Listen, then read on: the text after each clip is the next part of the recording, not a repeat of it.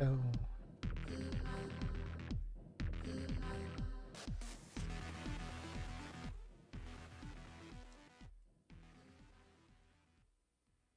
I noticed that Linux accesses my cameras differently.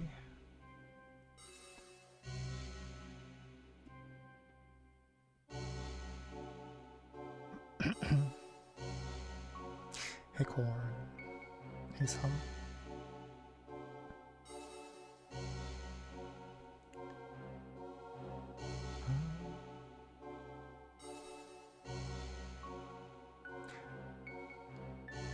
Yeah, I think Linux cannot fully access all of the different capture options automatically. There's this standard called UVC, I think, which helps in some cases, but also removes some options in others. So my webcam basically only has one native, like one resolution that it recognizes natively. For everything else I would have to try and check if it works, whereas with the proper drivers on Windows it would offer you like a widescreen option and 4:3 option, 16:9 option. So those were different settings from like through the drivers. Now we don't have that.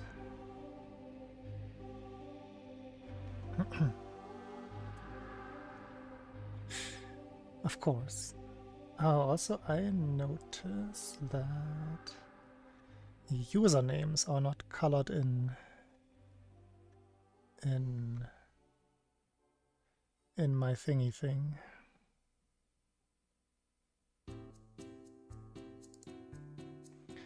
That's gonna get confusing. Where is that again?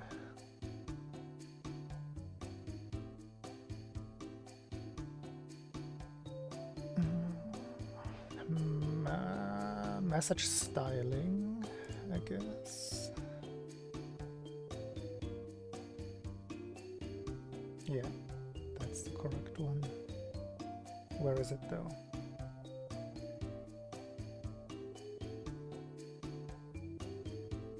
Also doesn't process FFZ emotes. I thought it did that in the past.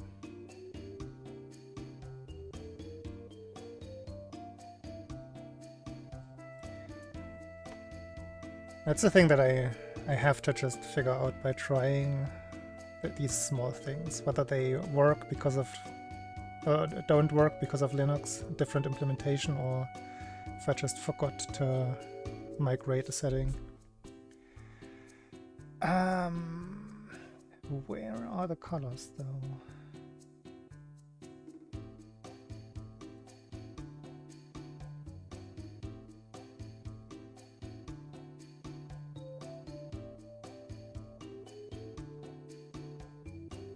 No, the setting doesn't have it. Where is it? I did go with Mint, the current one, Mint 22 and Cinnamon,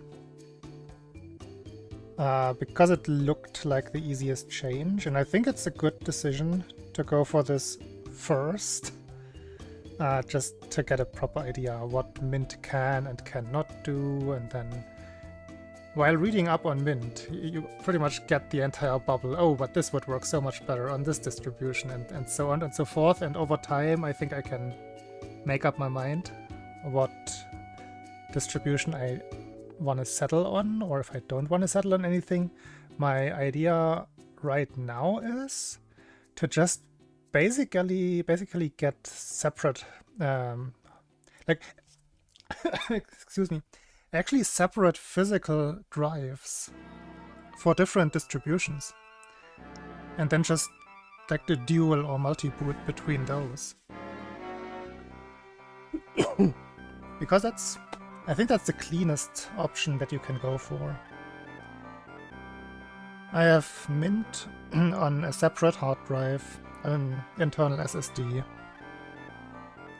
just to test out the waters, and to not with any of my existing Windows system, because that still works outside of the blue screens. So I don't want to make any harsh decisions.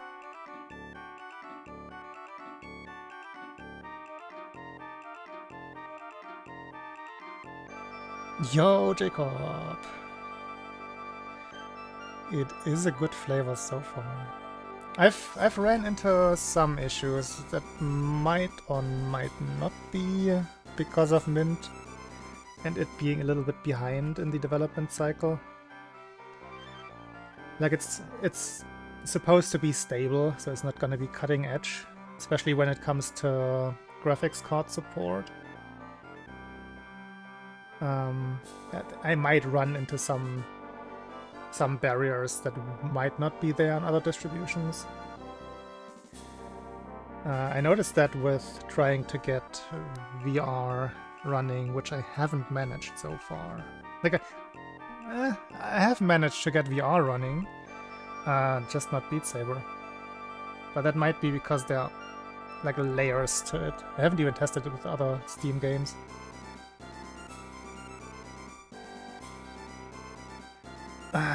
AI Bay. I've been trying around with ChatGPT 4 over the last week, just trying to get some like kind of migration tools working, and man, we are not there yet. ChatGPT in particular is still so much more limited than I would want it to be.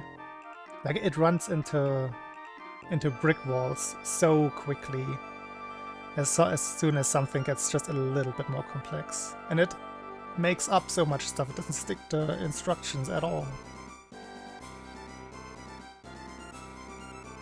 I mean, that's in the works. I have an Olama model not fully running for Dearbot. It might be a problem. I underestimated how much resources running a live model does take. So I have to shrink Dearbot down a lot. Currently he's running on the full Olama base model. Basically just with some Dearbot flavor on top. Which makes him very very eloquent and knowledgeable, but it's too much because the entire model has to be maintained in memory while doing that.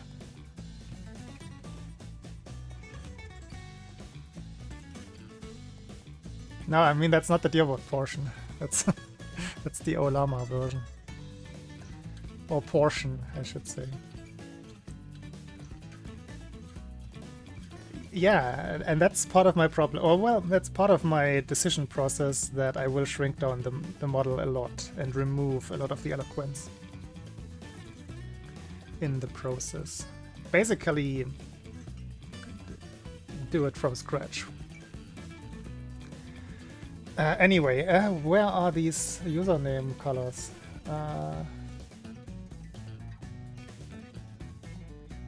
Still gotta figure that out. There's so many options. It's not an overlay. Message mechanics? Doesn't seem like the right thing.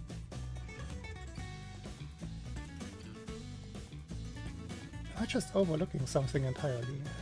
Seems like this should be straightforward.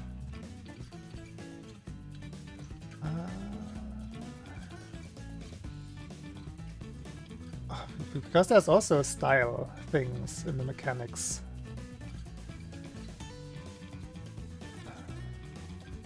I know that I read it in the past, but I thought the option sounded redundant.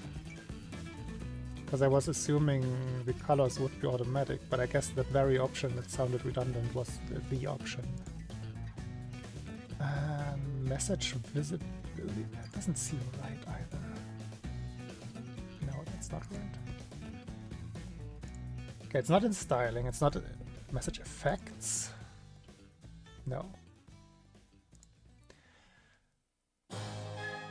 Where the hell is this?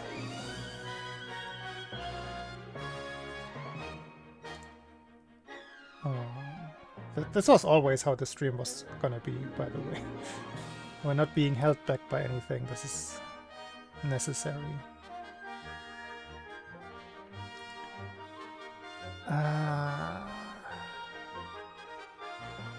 I don't want to rush it because then it's just gonna take so much longer.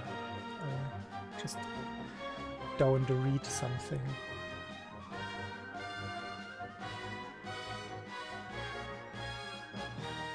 It should be in here. Everything else that's on the same layer is in here, in message mechanics. Beep when there is a new message. No, please, no.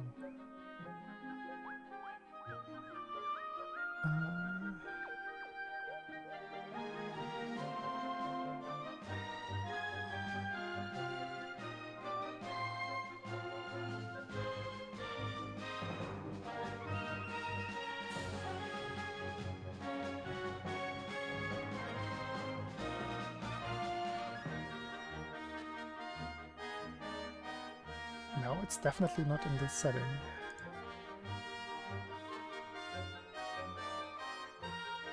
How's it going, everybody? How has your last week been? I guess that's for how long I haven't streamed. I'm gonna go on a rambling spree about my Linux experience in a minute. It has to be message styling. Has to be in here.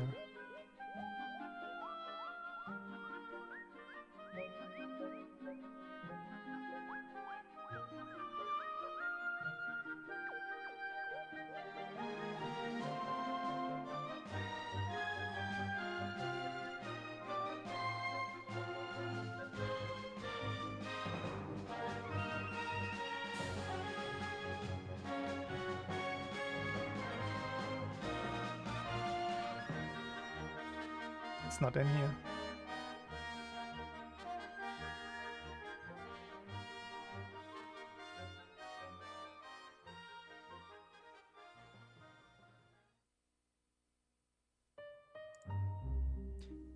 But it's also different than the past. So what I'm using to funnel both the YouTube and the Twitch chat into OBS, where I have it in one chat, is called Social Stream Ninja, and I used to use the browser extension for Chrome on the Windows system. That one doesn't work, or doesn't exist, I should say. That one doesn't exist for Linux.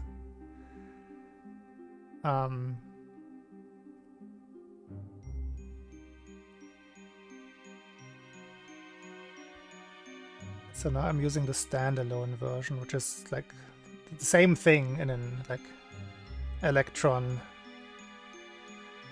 sandbox, I guess.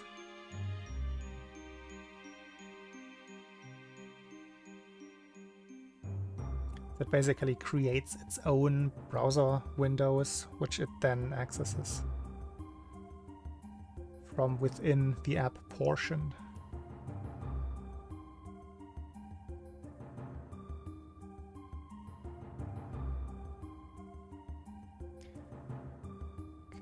Definitely not here. It cannot be message export. No.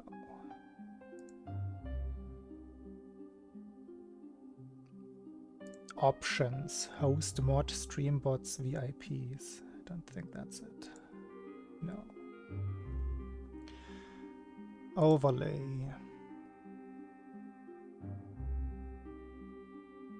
No, not it either. Yeah, I kept getting blue screens on Windows and could not figure out the source. Whenever it was really whack-a-mole. Whenever I thought I had something, blue screens just came back. Like, all of the things that I should maybe like make a list of all the things that I tried, because it has gotten to ridiculous proportions.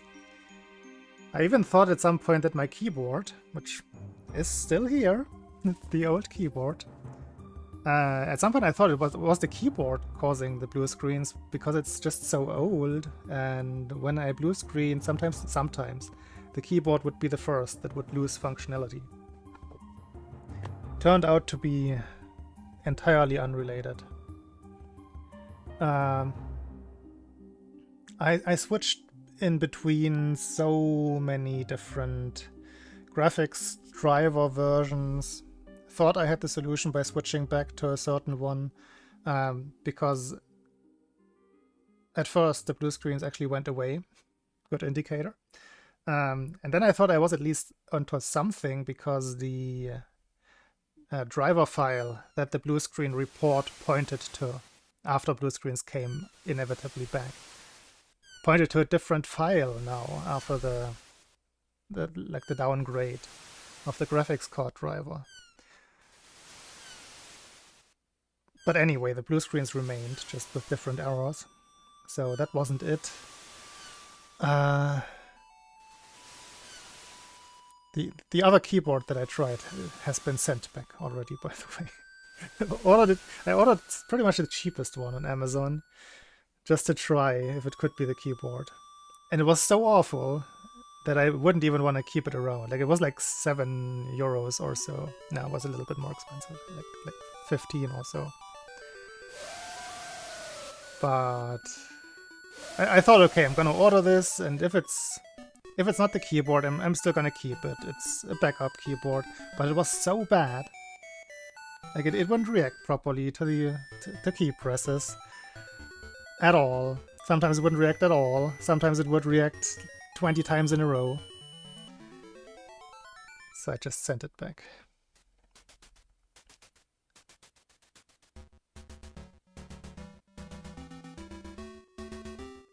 But yes, Korn, you're right in a way, but I would expect like just a shoddy experience, not a completely dysfunctional device.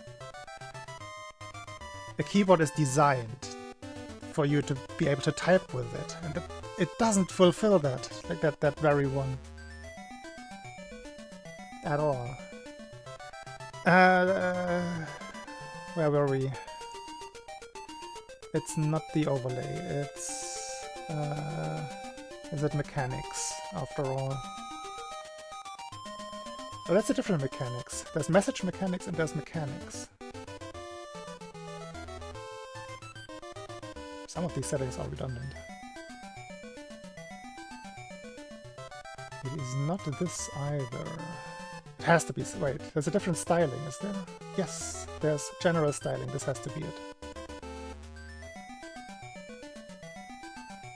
Oh wait, no, this is for the... oh, that's why it's redundant. This is for the featured chat. That's different from the streaming chat. Am I just not reading it? It did have reviews, and they mentioned exactly those things, but you would assume, okay, they just got, like, a bad device. Also Amazon, I should have just, that's the point, I should have not ordered from Amazon. It's just gone so downhill from all I've heard over the last 2-ish years. And my habits are still for electronics to also go to Amazon, which is not viable anymore.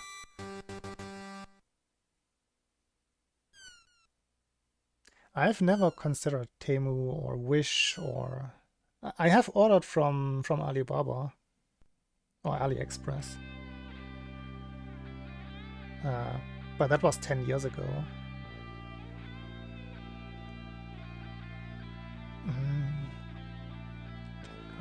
Word cloud.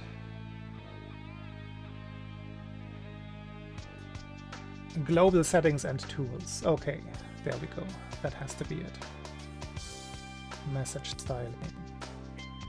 Add a random color to uncolored names. I want you to use the actual usernames. Username colors.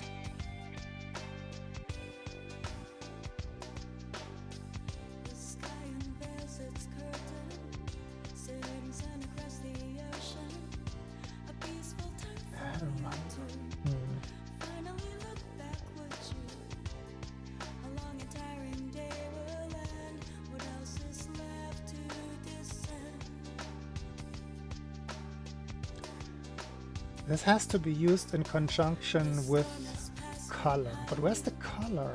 Where's the overall color? Oh wait, I skipped ahead. Maybe it's up there.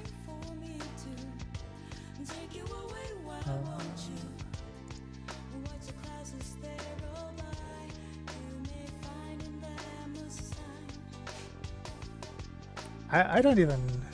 I've heard bad things about Temu. I've heard reasonable things about Temu, but then you also never know how much sponsorship there is about those opinions.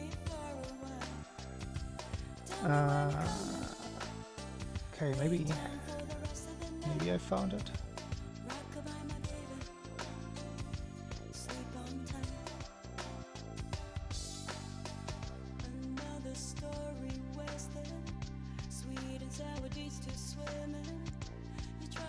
Can't be in the optionals. No, that's not it.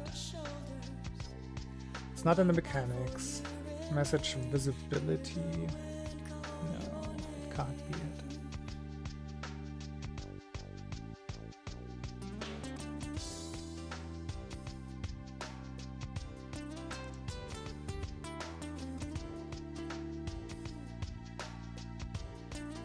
No, it's definitely message styling, but the...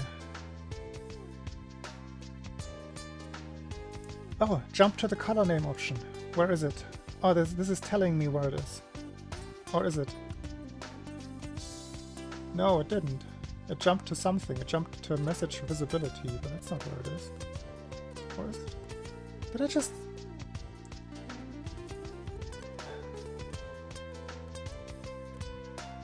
This is the most confusing menu ever. Oh wait, no, this has to be it. Because this has the badges.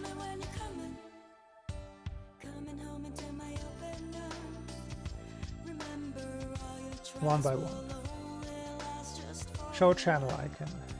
Yeah. Hide avatars. No. Hide timestamp. No. Hide badges. No. Show just the first two badges. Yes. Hide all stream. I don't know what that is. Use first names only. Oh wait, that's probably for YouTube. Color names, if color info available. Ah, Jesus, that took so long. I found it.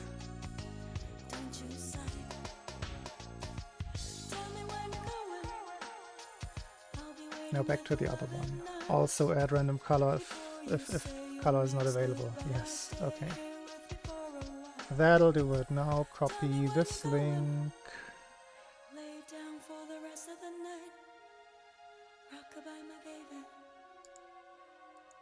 Copy link to clipboard and change the OBS thingy. And then reload, I suppose. Docs. Custom browser docs.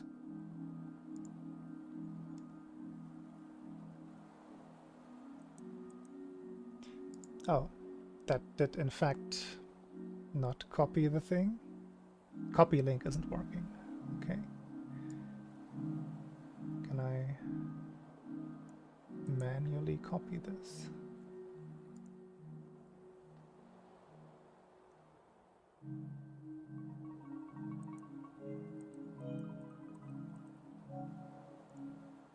Okay, well, that worked. Apply. Oh, it actually reloaded automatically. Type something.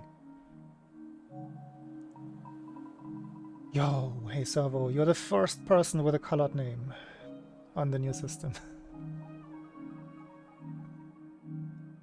Perfect timing.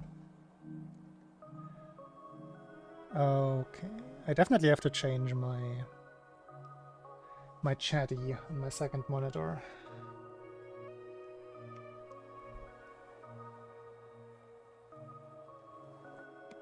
It's not saturated enough.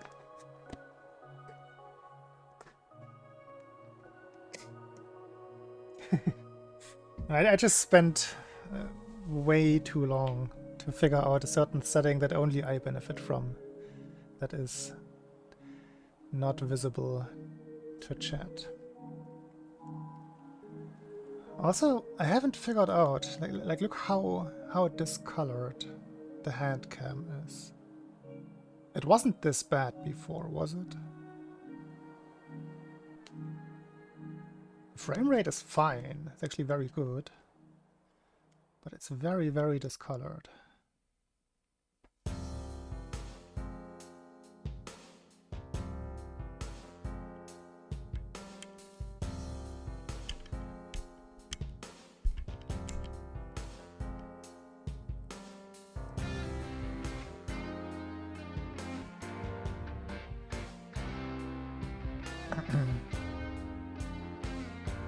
Alright.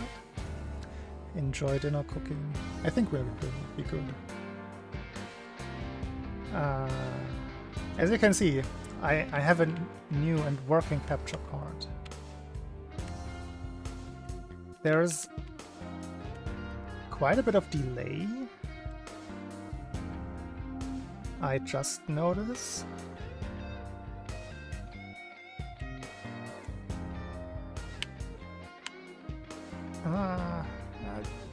I don't think that I can change anything about it. But you can see that my input display is much earlier than what you see.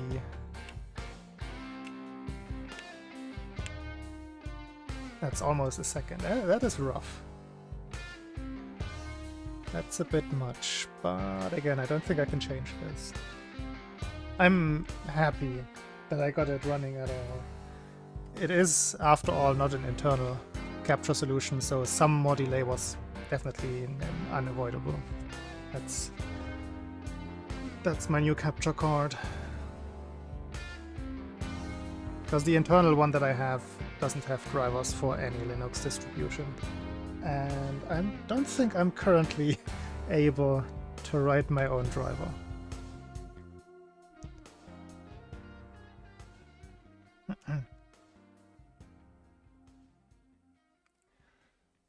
Yeah, the biggest problem is when you want to analyze something in a clip and then the actions just don't line up. Because they used to line up pretty well in the past.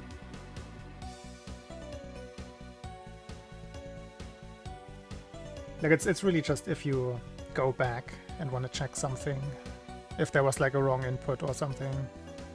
Now you just have to like desync it in your head. Which again is a little bit annoying, but I think unavoidable with an external USB capture card. It does the job.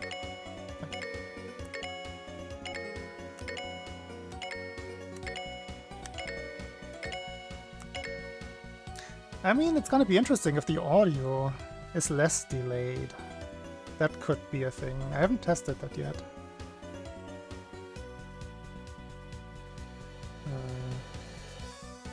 We can test that just with changing colors or something, because that makes a sound.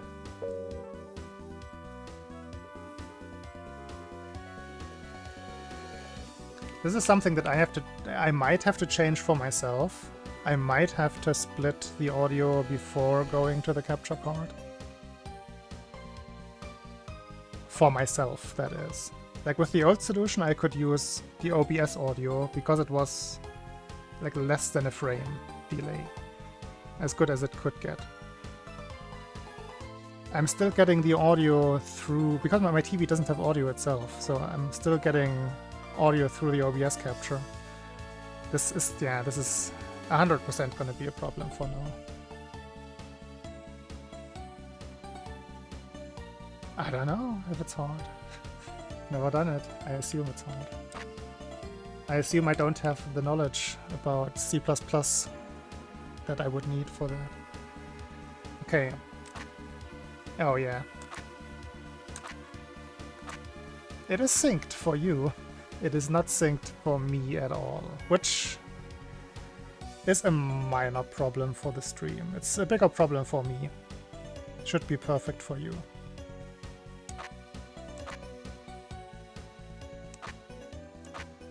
Like again, you can check the input display. Or input display is no delay, capture and sound is delay.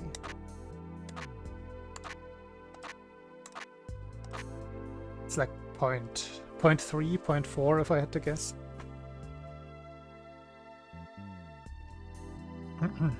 Seconds, that is. How would I achieve that? Let me think.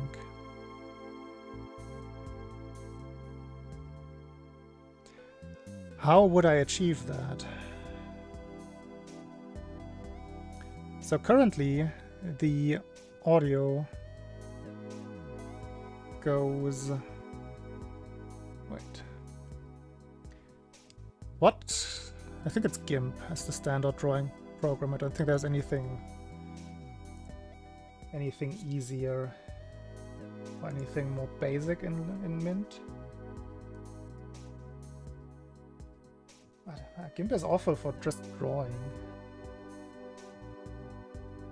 It also doesn't even show up. Do I not have GIMP installed? I must have. There's no way I don't have GIMP by default. Graphics. Oh, it's called a drawing. That's what I was looking for. No, I don't want to use any preference. I just want to draw on screen right now. Add a window capture.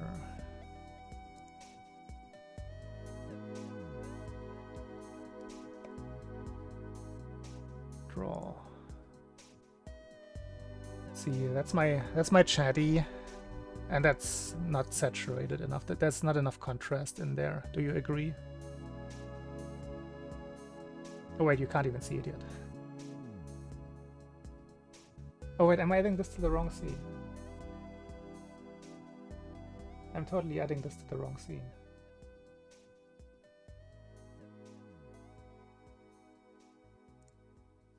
Let me quickly nope out of this.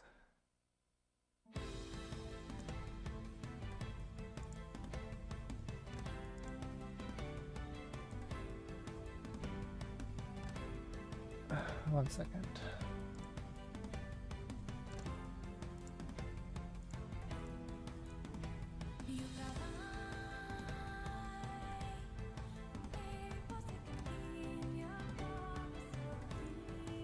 Nier has such a fantastic soundtrack.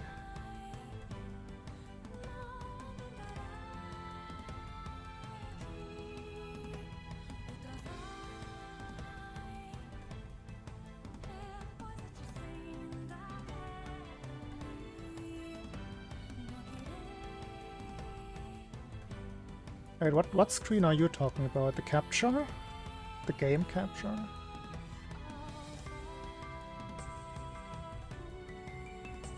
Everything?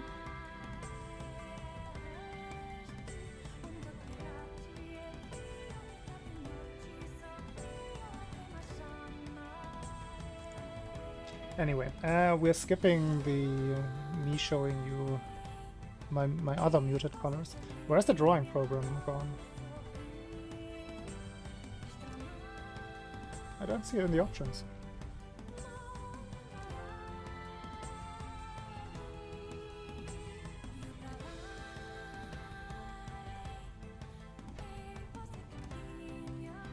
Oh, it's called pencil. Why is it called pencil in the options? That is confusing.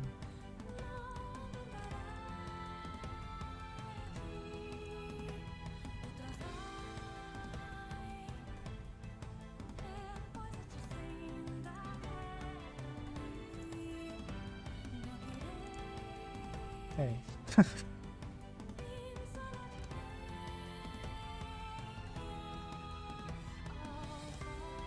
I mean, game capture, just in the menu. We'll see. To me, the colors look normal. Actually, they look different. When I compare the... Like, I have studio mode in OBS, right?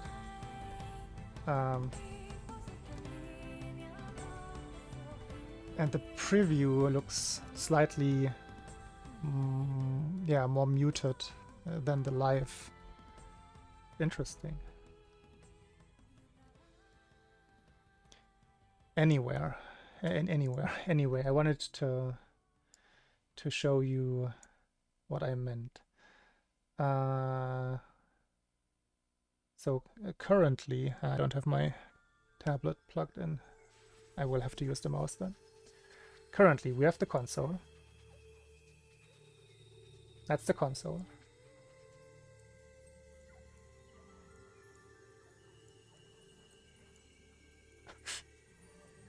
Writing and drawing with a mouse is awful. And that one has S-video for video, as VIP as video, and like 2 composite outs for left and right stereo channels.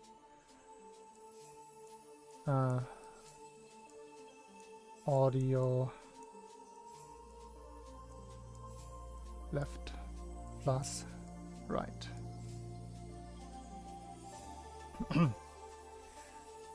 The S-video goes... Well, they all go into another box, which is my upscaler, the RetroTink 2X. Perfect.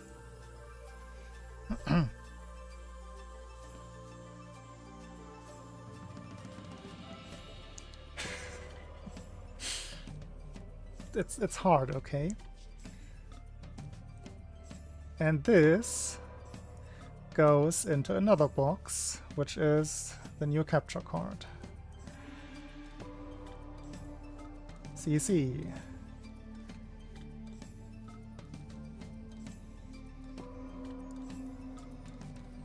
HDMI.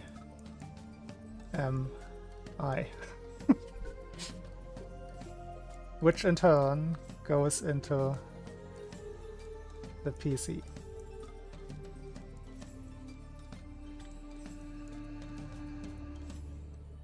Didn't want to start from below. I'm not an S from below writer. Okay, so this is the setup. And then currently I get the audio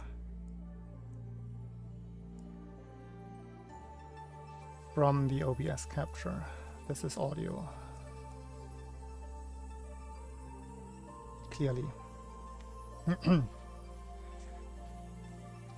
Which has obvious problems.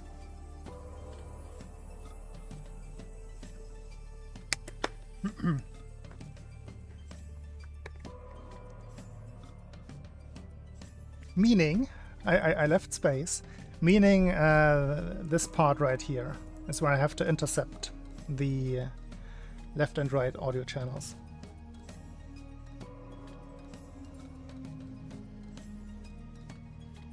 And final half of it back into the RetroTink and half of it into my earphones. I might have... No. Yes, I might have the adapters. So what I need is just a basic composite, like two composite splitters. Now this could get a little bit iffy. 2 composite splitters and then a composite to analog to 3.5mm adapter. But kind of 2 to 1, like I don't know if I have the 2-to-1, like that makes it straight into one 3.5 mil cable thingy.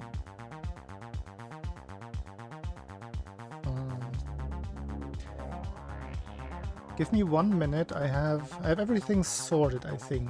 I have an audio cable box specifically, or video audio cable box with all of my adapters that I own. I'll be right back with that.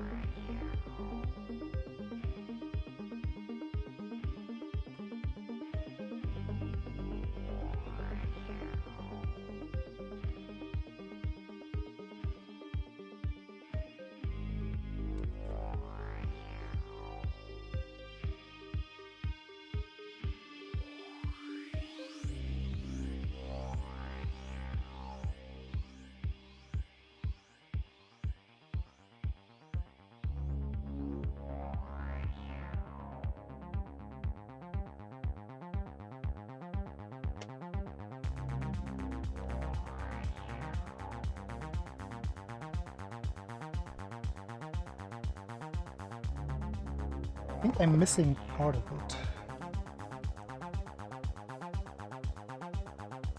There was another more console capture specific box, but this is what I have right now.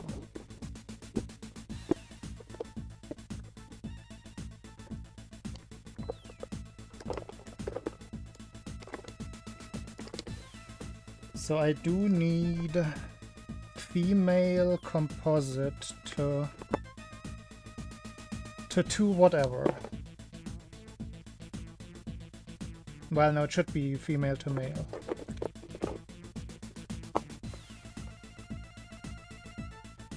Here's 3.5 to composite, but I need it the other way around.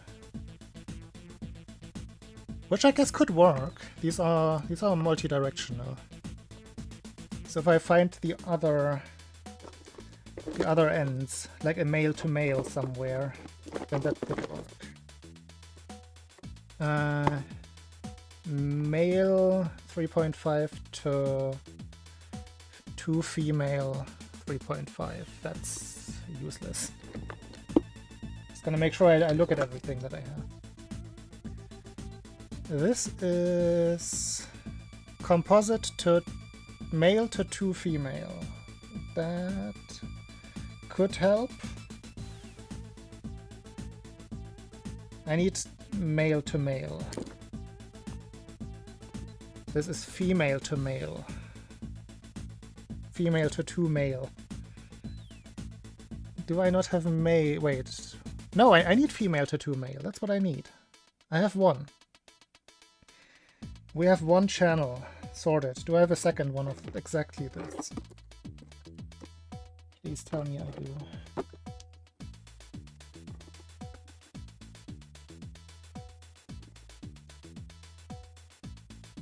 Yeah, here's the opposite.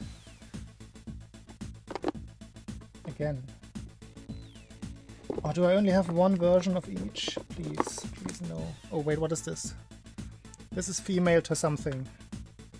Female to 2 male. Yes, okay, we have that sorted. Okay, I can split the audio away and still get the capture. Now I need 2... Yeah, are the correct ones. I need to convert this to a 3.5mm headphone jack.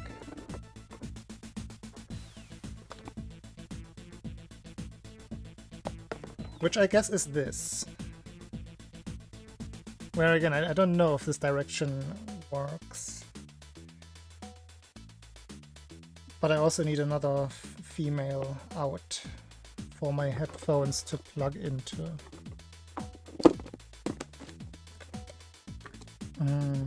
I think I'm lacking on the 3.5mm portion.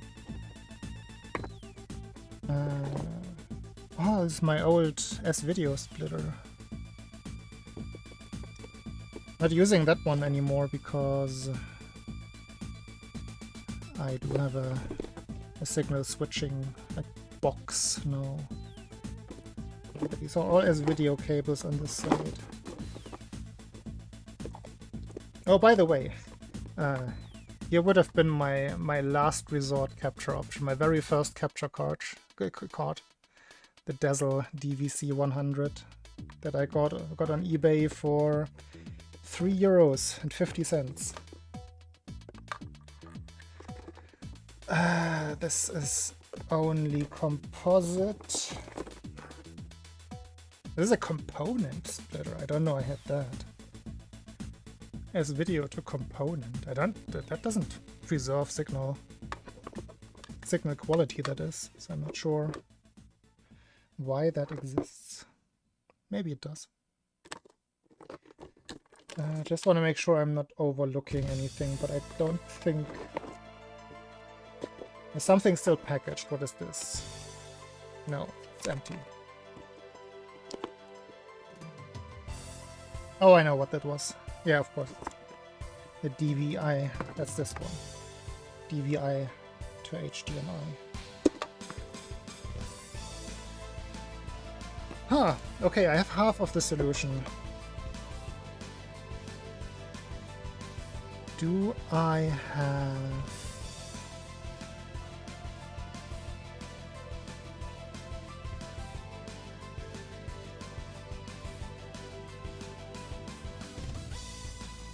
I might have a cable extension that is...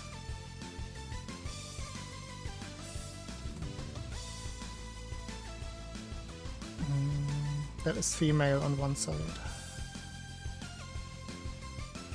But that's the old shoddy one that I replaced for my PC setup. Let me see. It should be still here. I don't think I will put that away. This should be still down here. Curled up or something. Yeah, it is. I see it.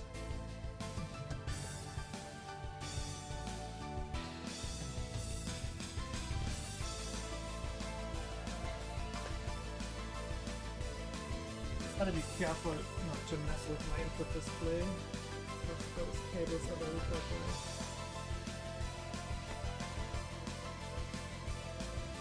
Yeah, those big spaghetti sound.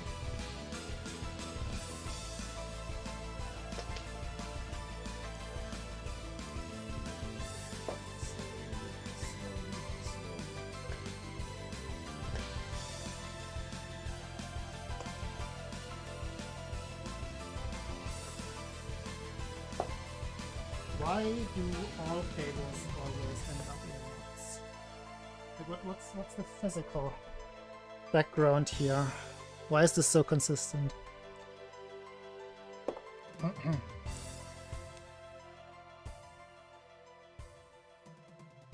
Wait, no, this is female. No. This is not what I needed. Dang it. I need female to female, which I don't seem to have.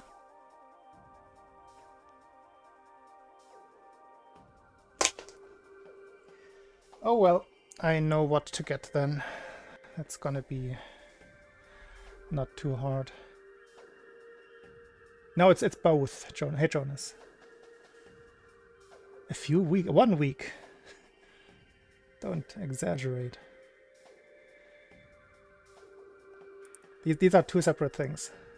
It's as video for video, and it's audio in terms of composite signals. That's the way the Super Nintendo puts it out with this kind of multi-AV out. The good one, I should say.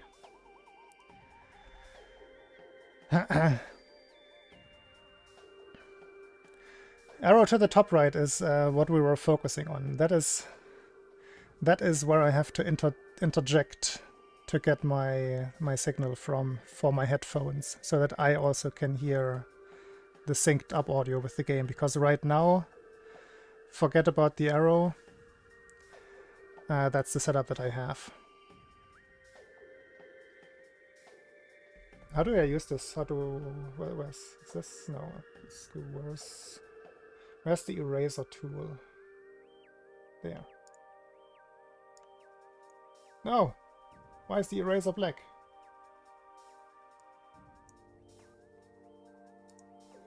Eraser options.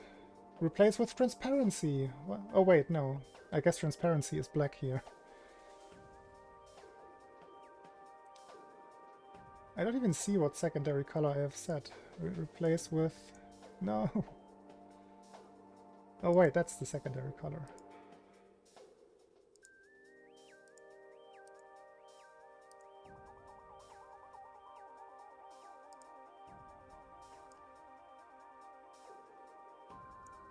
Where's the size? There.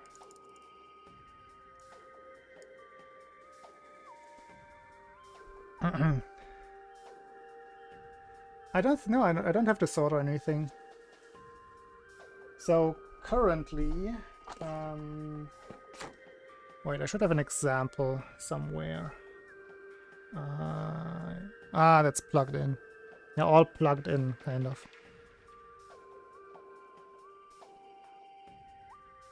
Are they? Do I not have them? I thought I had a spare one. No, I don't.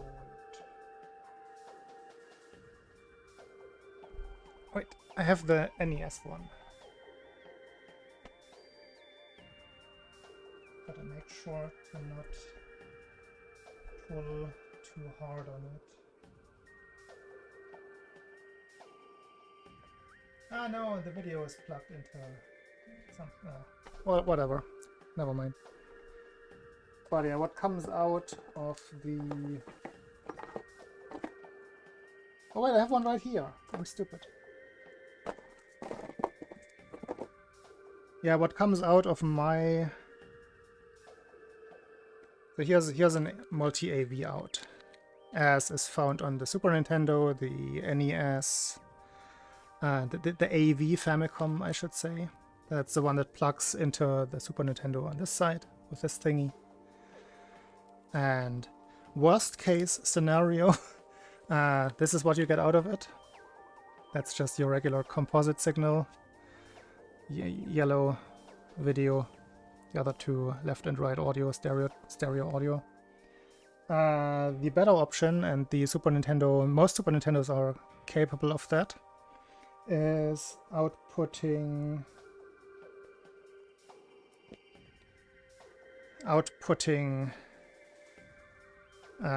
video through S-Video,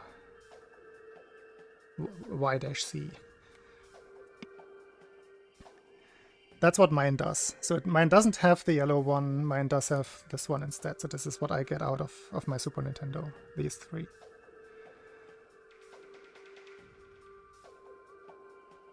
And now what I have to do is split this signal.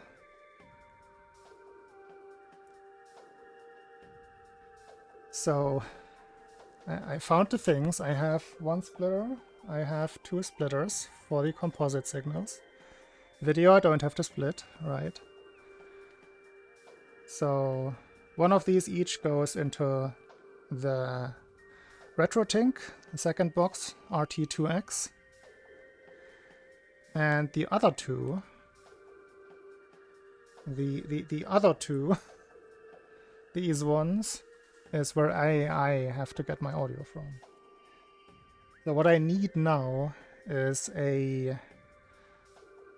I don't know if this properly works, but it should. Like it's just gonna down mix it to mono like this, right?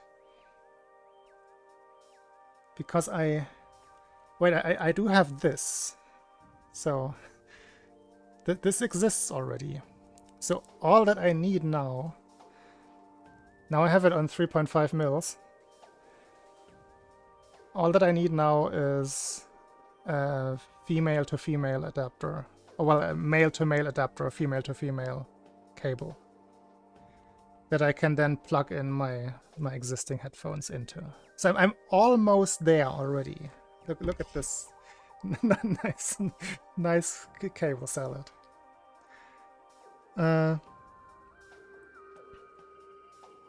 Almost there. Just gonna leave it plugged in like that, so I know that I have all of the things except for the very last one. And I might actually have that already somewhere. And this is only so I can get synced audio to the game. Because right now this setup is what I have. And bottom right is my headphones. I get it through OBS. Through the USB capture, which has like half a second delay, pretty much. You can see the delay if I change colors and if you compare to the input display. That's the audio delay that I am dealing with. You don't, because you have it all through the capture solution. You get everything later. I get video instantly and sound through OBS.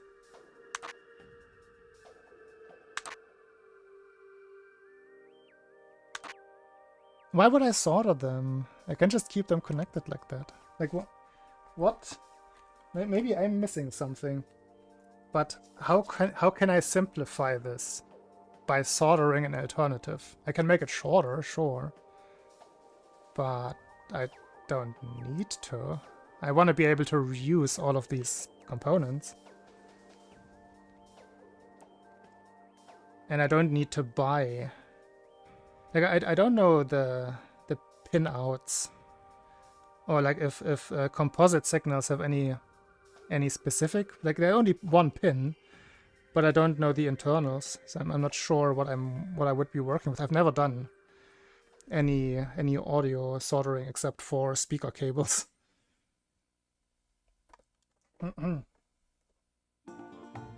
Like, I don't want scratchy sound in my ears. But yeah, that is that.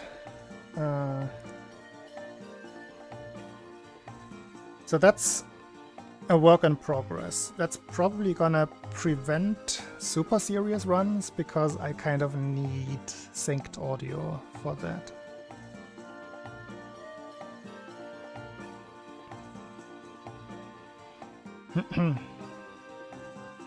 Unless I'm overlooking something that would make this much easier, but I don't think I am.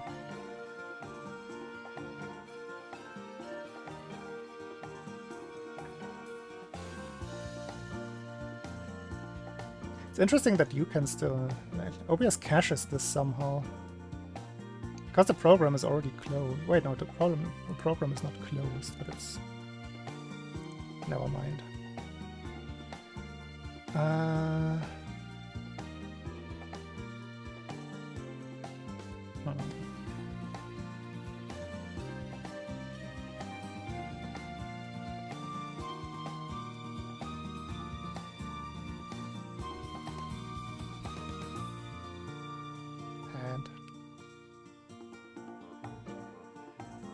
Oh yeah, the delay is... I have to force myself to not look at the screen because the delay is quite noticeable. Look at the hand cam.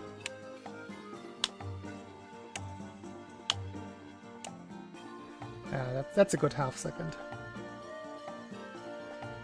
Okay, but that one is sorted out, just not solved. That's something I can probably just pick up quickly in the city, in an electronics store. No need to order anything.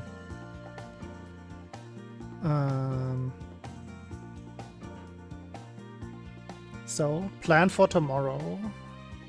A bike ride to the city.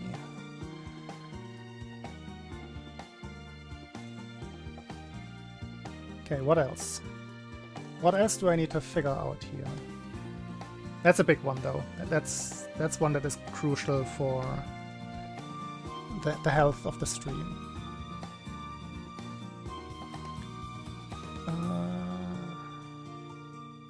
I'll address the possibly washed out colors afterwards, like after the stream, because I just have to make an A/B comparison between old footage and new footage.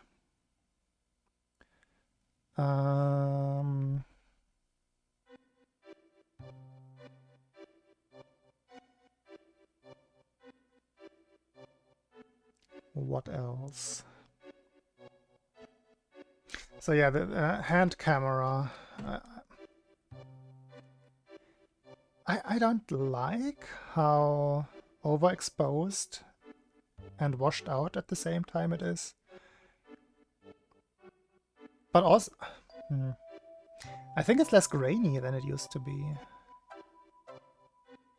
This is curious. I don't know why the signal is so different in the hand cam. This is the very same camera, but the output looks so different.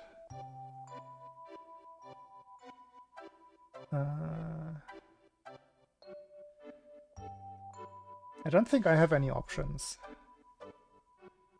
Where is it? Hand cam. Let's see what options I do have.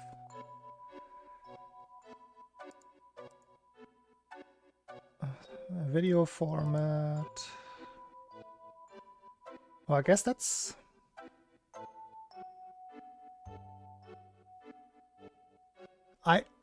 No, everything else is emulated.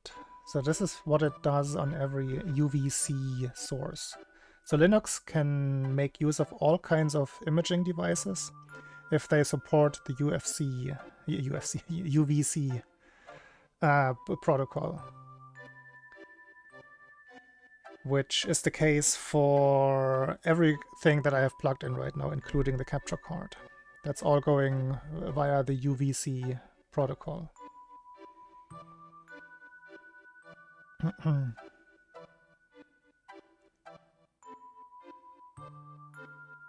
So I'm not sure that changing these... Oh. It does change something, but it only makes it worse.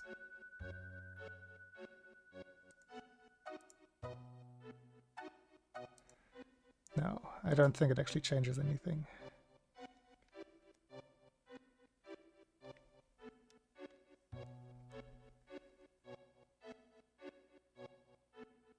Yeah, the exposure is something that I can fix with filters, I suppose. I can fix everything with filters, but I would prefer to do it natively, if it is possible at all.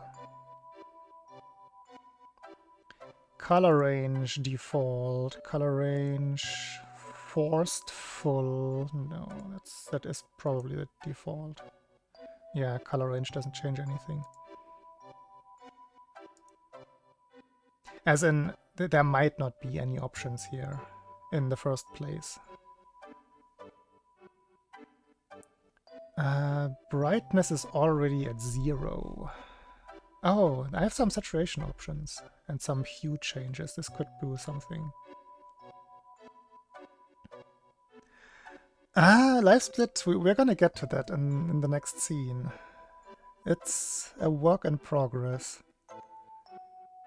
It is the OBS plug-in version of the web version. Which is not ideal, but workable. Anyway, so brightness... Why is the brightness already at 0? Like, yeah, I can actually make it even brighter. That is ridiculous.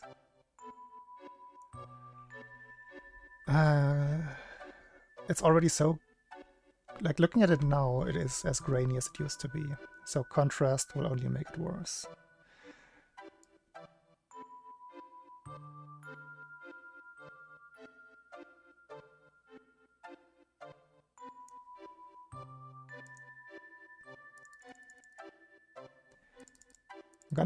I'm gonna decrease the contrast just a tiny bit, because it makes it a little darker at the same time.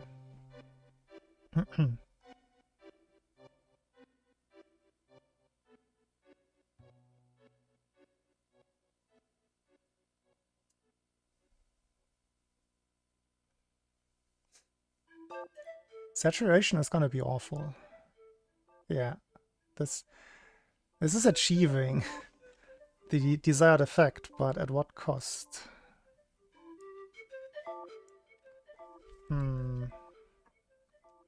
I guess it's okay.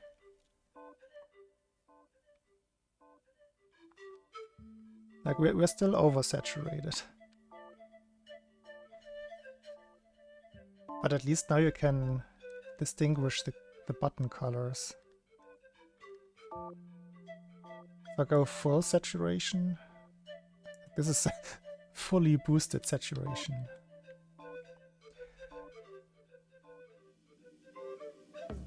Which again, I can still fix this with filters on top of this.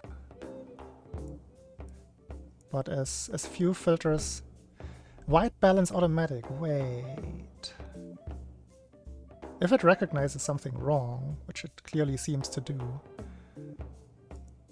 If I... Yes! If I unautomatic all of this, then we might be getting somewhere.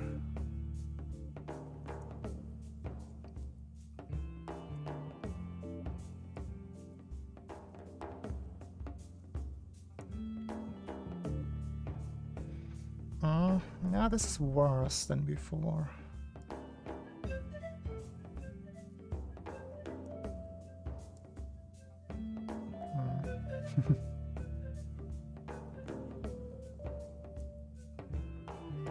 Let's put it back to where it was.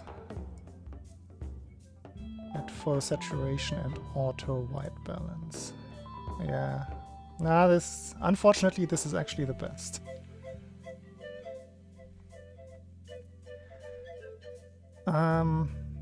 What is automatic gain? Oh, what? So that's the saturation boost. Interesting.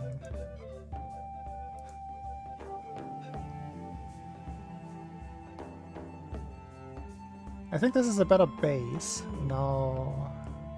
Lower the saturation. Oh yeah. This is where we're getting. Because now the brightness is actually doing something. Yes, something useful at that. Okay, that automatic gain was the problem. That's the last option. I should have scrolled down all the way, right away.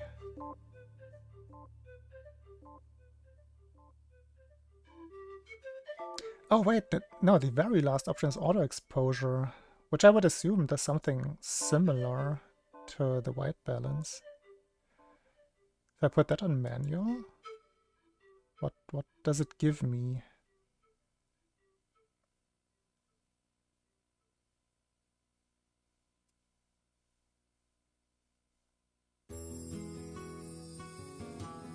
It doesn't give me any additional options, so... Huh? It's on manual, but I can't do anything. Okay, interesting. There's no additional option in manual mode. Let's just put it back to auto then. Yeah, nothing changes. Maybe that's a general thing for UVC devices that this one just doesn't implement. Maybe this is for when... No, it can't be. I don't know what they want here. Anyway, this is a good... I mean, this is good to go already. I don't actually need to change this through filters. This is fine. How bright can I make it? I mean, now maybe contrast is working better now. Yeah.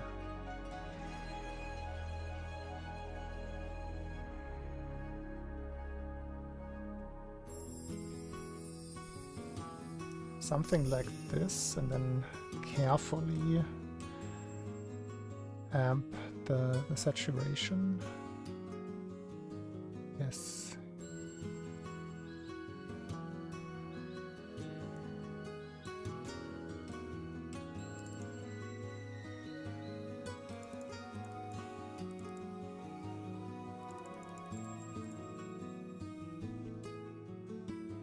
I think this is good. Or good enough.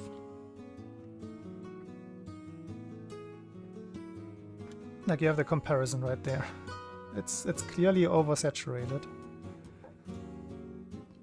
compared to the actual thing, but it's... I think it's doing the job. Let's leave it like this for now.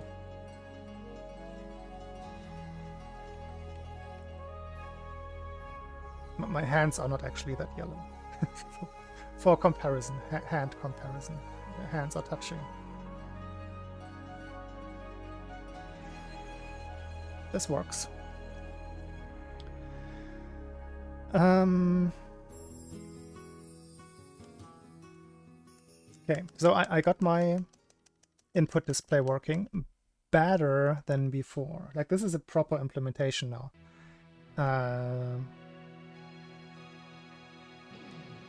And I say better just because it's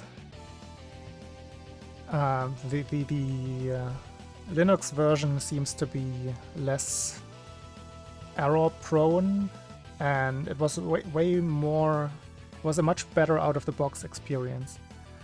On Windows I had to make some amendments because of the Super Game Boy, but this Linux version, and probably the same for more recent Windows versions of RetroSpy, that's the software that I'm using, has it implemented already.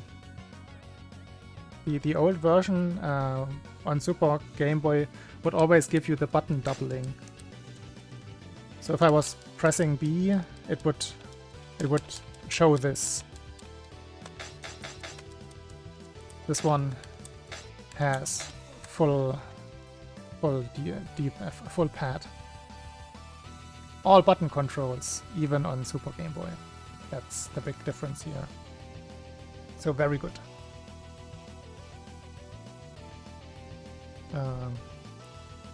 I guess in the end it achieves the same, just out of the box, which I prefer.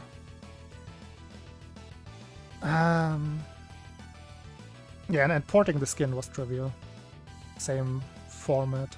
It is the same software after all, just the Linux native installation. What else?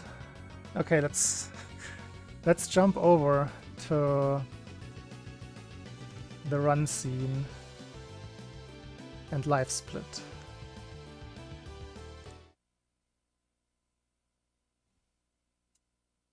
There we are.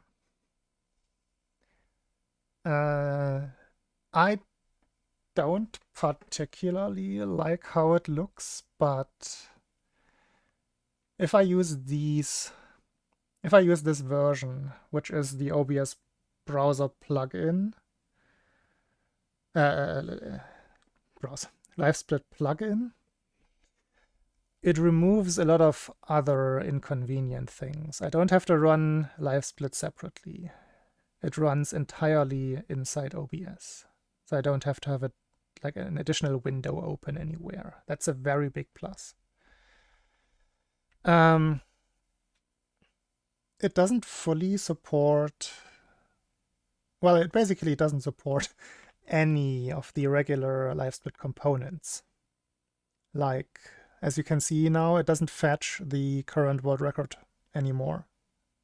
That's a little bit annoying, but I can put that in manually. It doesn't change, right? Font size, for some reason, is very small, and I don't have any options to change this because there are different values in the layout file. This actually draws from the very same layout file, but for some reason doesn't apply a lot of the layout settings. I still wanted to try like manually editing a copy of that layout file and see if maybe maybe it's a system setting that there's a like relativeness to font size. So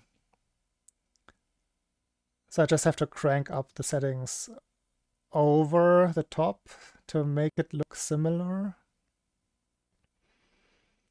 But yeah, the general layout is the same. If I run my splits, this looks pretty much like it used to. It has this shine now around or like with the currently active split. I think that's neat. I don't dislike it.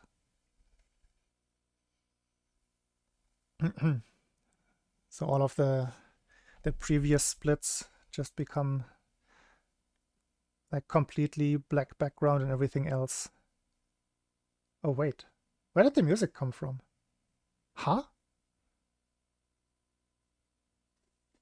This scene should not have music at all.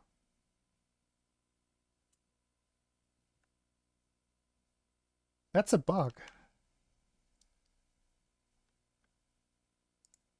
I can always like just just stop the audio, but that's a bug. I think this has something to do. I think this is just a global hotkey that I accidentally pressed for splitting. Yeah. Still, it's still a bug because this scene doesn't even have. Or does it? No, it doesn't. Yeah, this scene does not have the video game thingy, the music at all.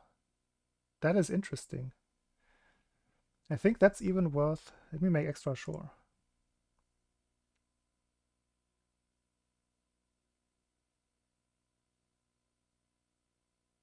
Yeah, no, this one doesn't have it.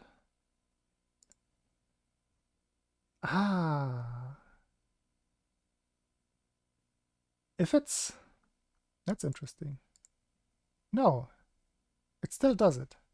What the hell? That is so odd.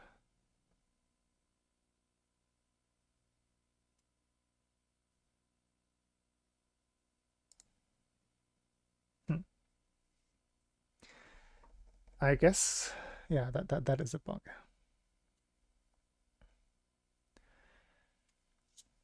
So yeah, we have that, and as I said, there are no components available, so also no video component. So what I did was extract my PV video a little bit and try to trim it.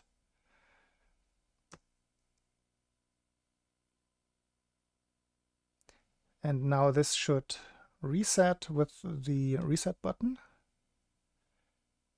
And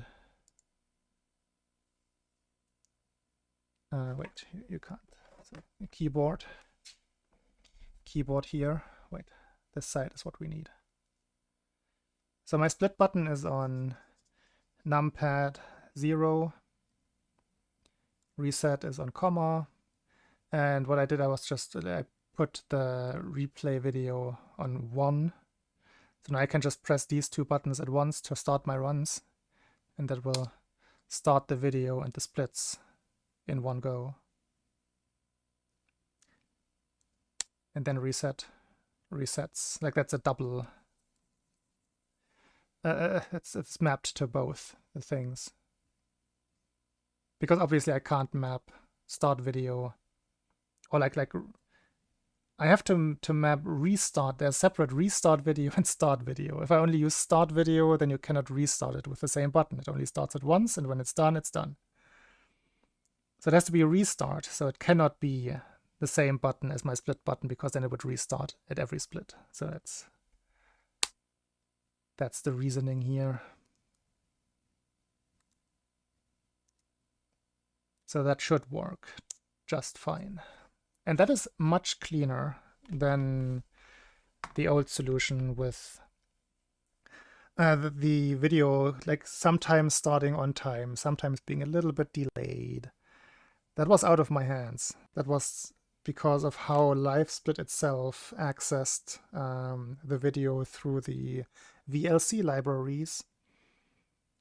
So I hope that is entirely fixed. I might still have to tinker around a little bit with the start position, because I wanted to make sure to have like a stream with lots of restarts, so I can make a proper judgment how much delay has to be added or removed because of the input, or like video delay as well.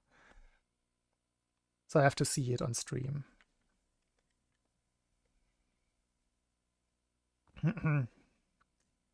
So that is that. And I think that's everything, right? Not that much more that we need. Let's do some practice and see how annoying the audio delay is for me.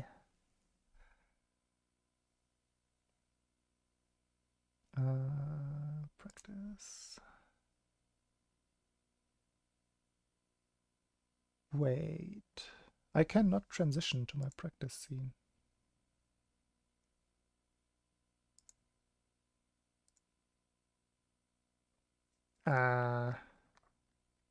OBS.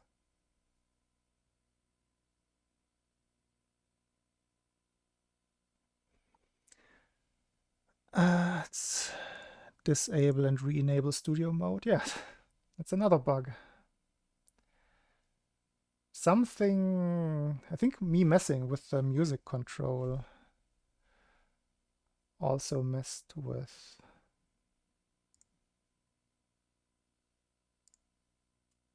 Do this, start this.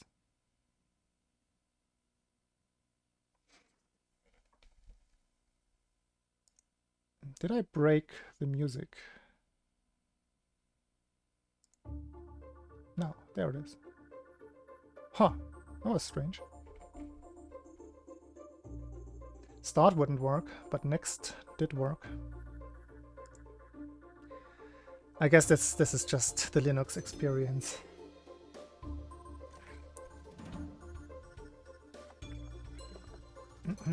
Okay.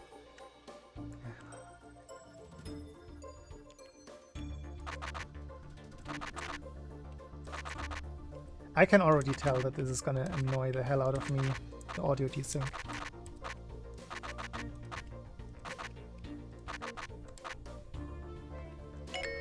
But sometimes you get used to it very quickly.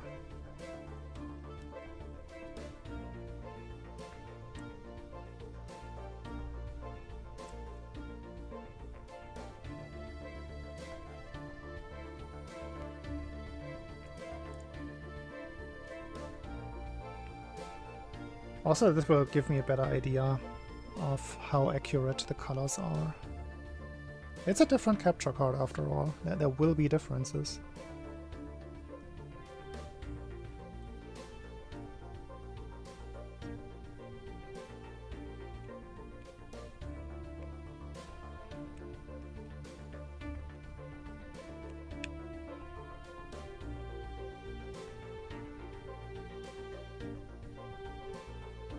Yeah. Kind of the same, but what I know from experience is that you can get used to it if it stays consistent. Even though it's not gonna be ideal. But at least the like annoyance factor can go down a little bit over time.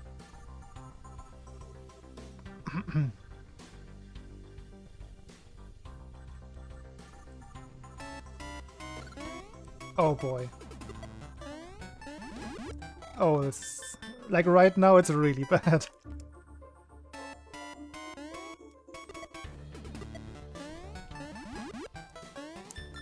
I kind of have to decouple my brain from what I hear and only focus on the video feed. But how is it for you? That's like my problem is the known one. How is it on stream?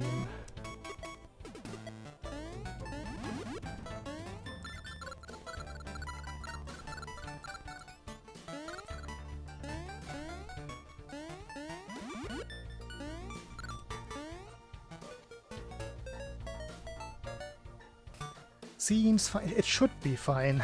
I would be surprised if there was an issue. The capture card is usually not a cheap one. I bought it for cheaper than it's supposed to sell for. I think I paid $75. Which with taxes ended up like 101 euros, I believe.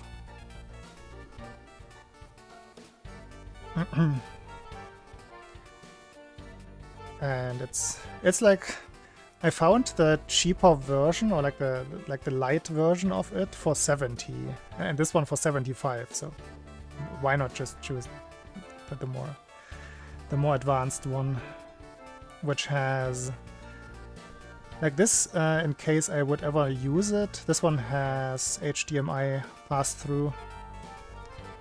If I should ever switch to like a TFT or like just general modern monitor from my CRT, which I don't see happening anytime soon, to be fair. I do like my CRT.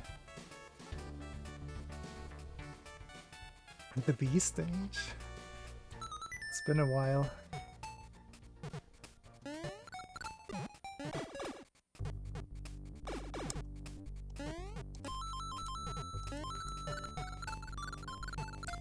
I don't remember.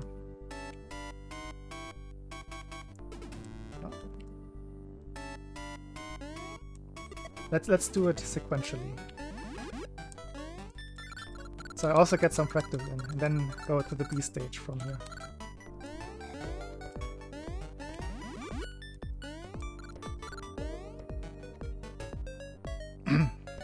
I think I'm already used to the audio delay. It was pretty quick. So there's a way to influence the spawns here. Like, so you don't... Or is that one just irrelevant? Can you just always run through that one? I think it's only relevant for the next part. It's been a very long time since I played all levels.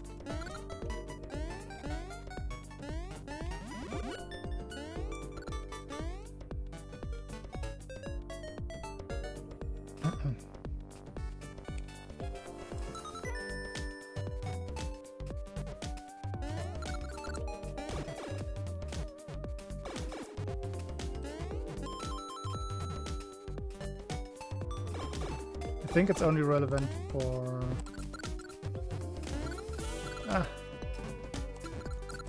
No, it's not relevant. Wait, no, it is relevant for this room. Yeah, that's the room.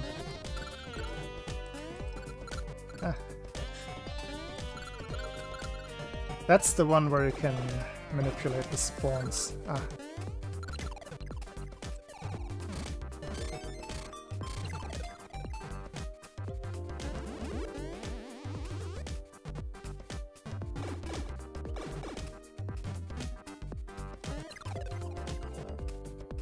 I guess that one as well.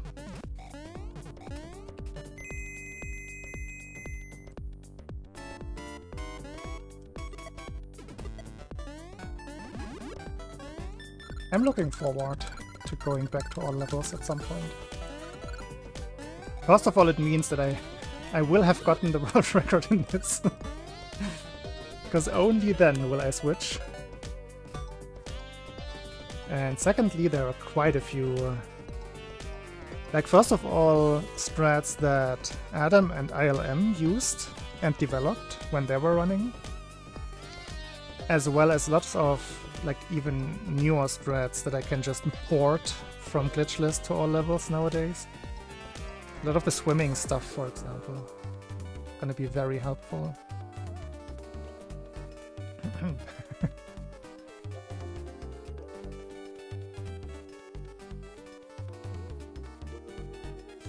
I mean, I would expect 0 delay, to be honest, in terms of audio.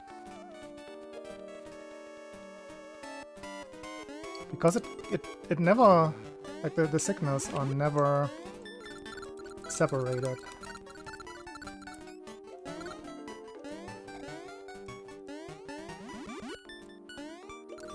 So if there was, then it would be within the capture card. Would be a little bit odd.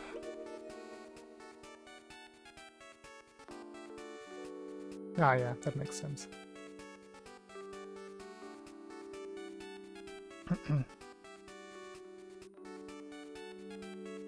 I mean, I will be able to tell afterwards by repetition. I will usually looking at the jumps, for example. It's gonna be a dead giveaway. Or like the level entrance.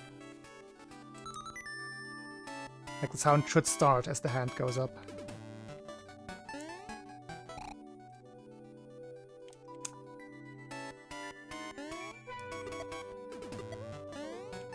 But yeah, I think I'm already mostly used to it.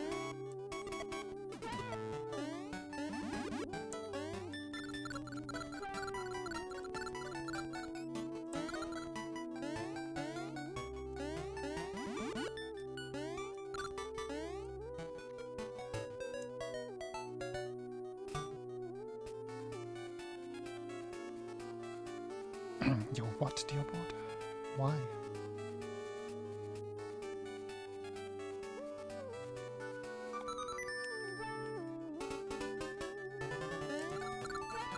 I think it's mostly jarring on a singular event like the level entry, but once I'm in the level, it's kind of fine. Like, it wouldn't matter while fluttering. It's not gonna be noticeable. Why am I was using my tree left grip.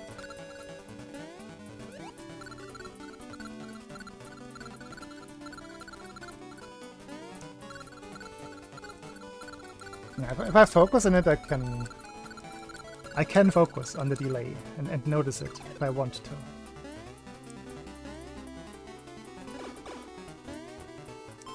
But if I achieve flow state, I don't think it will matter too much. Boss fights can be tricky. I predict that, like the Piggy fight or Katanga, will be a little bit weird. Yeah.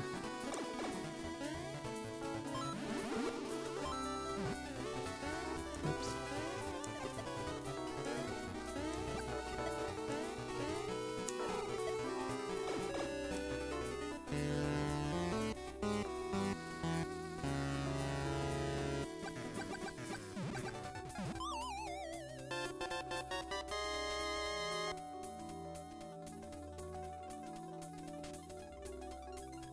But usually in practice I don't have the game audio this loud. So it's probably weirder for you right now than you're used to.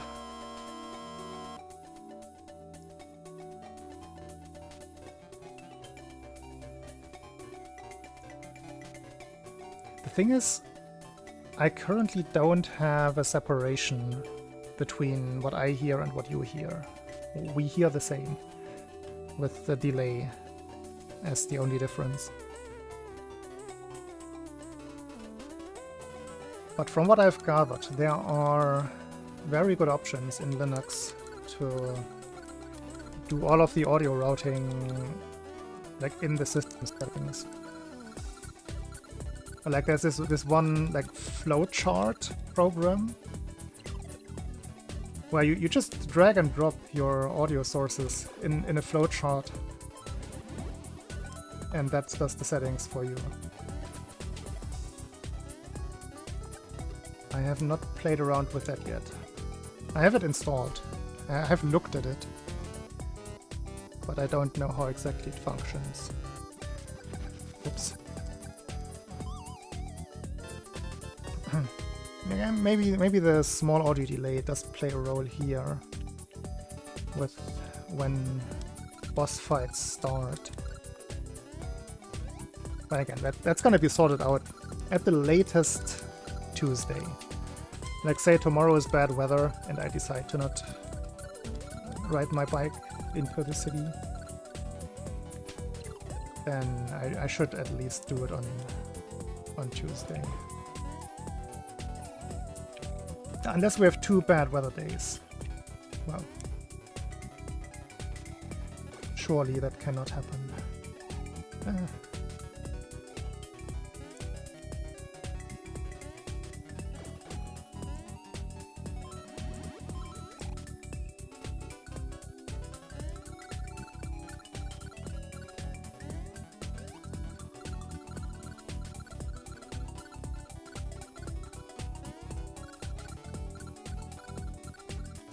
Of course, this is all assuming that my existing adapter cables are all functional.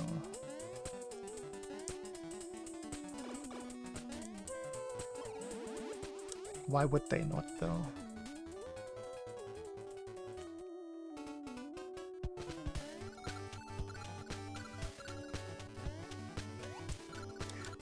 I should make... Oh, that's a thing that I should implement. The Airport should have a proper weather command.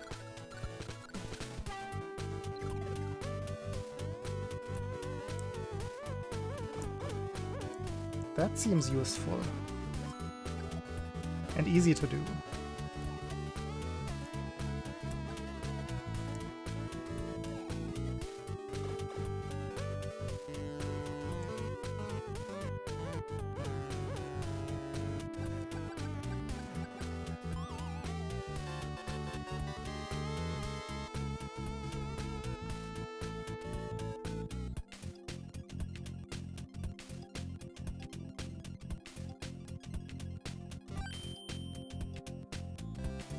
The coin sound will be a very good indicator for whether there is any audio delay or not. Like that's perfect because you can see it coming, you know exactly when the sound is supposed to happen.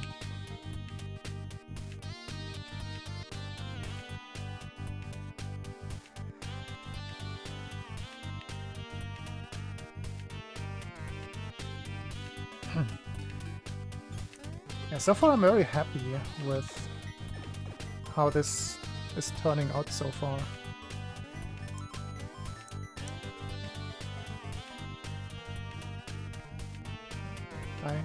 I noticed though that my input display is not entirely in frame. Did I think I just nudged it earlier when I was...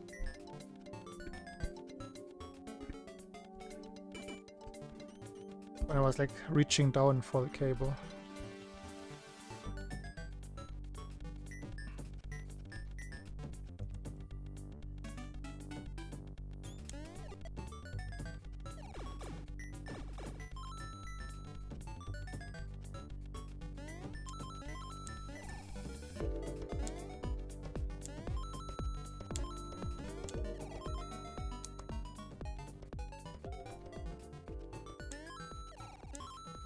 Yeah, like the audio delay is there, but I think in, like just in levels, I don't think I care at all.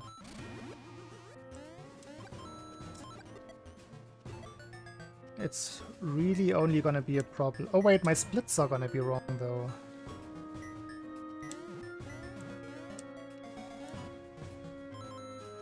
Ah. So I guess I'm not splitting until I have the thing. Yeah. That would be confusing if all of my splits are half a second late. Because I do split on an audio cue. Except for the coins.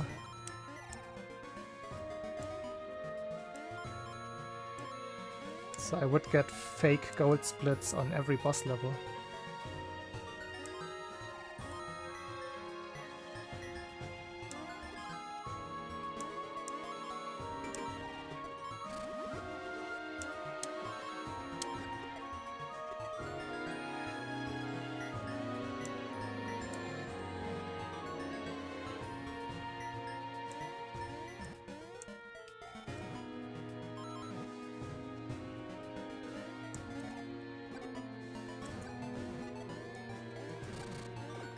Yo, I can still do it.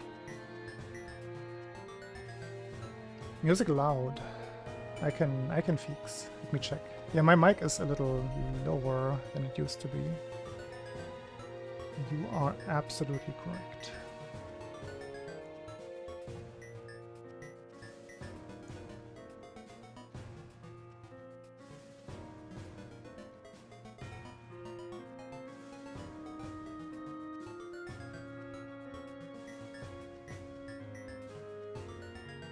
And why did it undo my settings from earlier? That's confusing.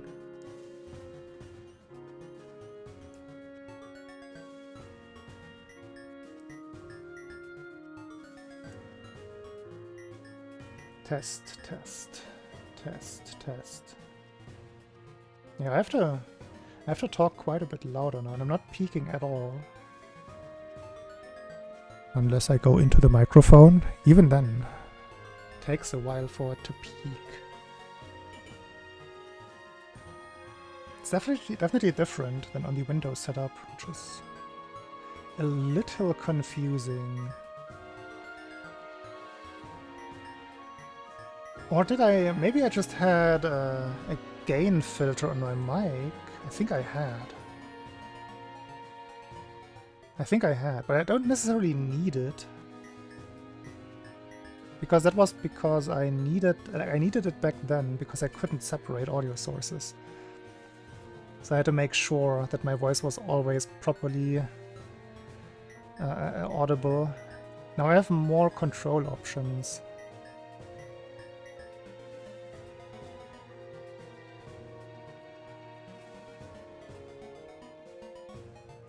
No, you're right. Like, these are the things that I want to have mentioned, so I can figure them out.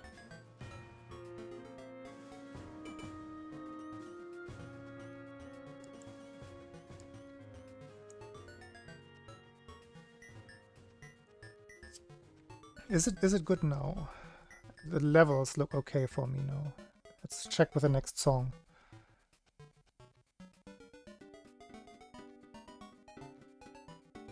I guess the separation between audio, game audio and music is still a little bit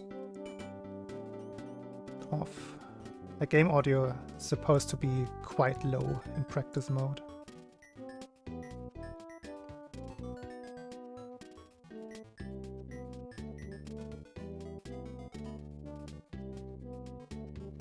The only thing currently fully amped up is my microphone. Everything else is already lowered a little bit. How is it currently?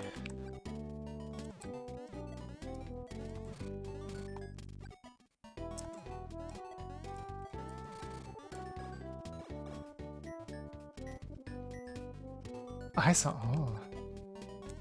I wasn't asking for a compliment, I was asking for how well the mixing is. How well, how good.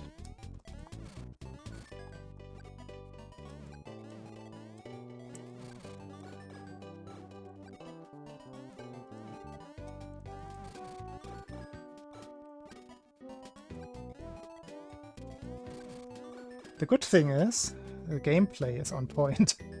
This doesn't feel any different from before, at all.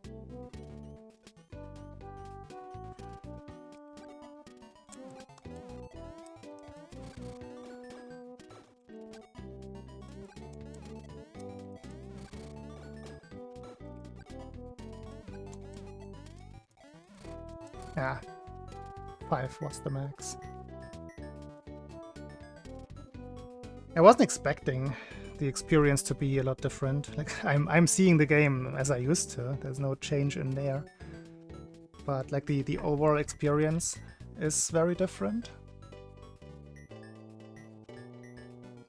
So I wasn't too sure if everything would work. Maybe I was just a little bit paranoid after tinkering for an entire week. And for like especially after just so much technical trouble with no success the weeks before, with all of the fixes that I tried on Windows and just nothing worked, I was getting somewhat paranoid.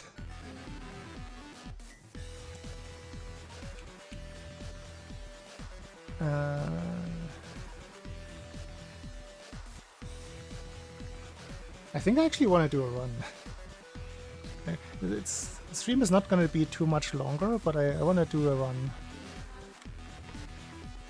And like not pay too much attention to the splits, because as I said, they will inevitably be wrong.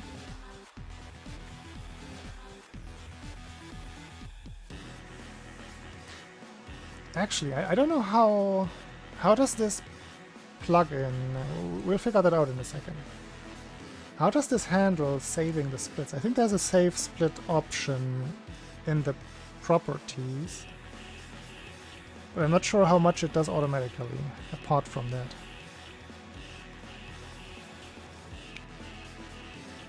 Because I don't want to like ruin my splits.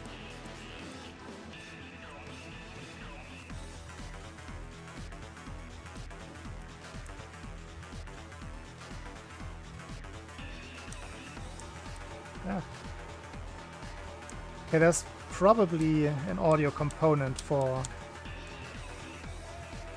the Q here, for my super jump Q, that I'm usually not aware of, but now that it's different, I'm probably gonna notice it.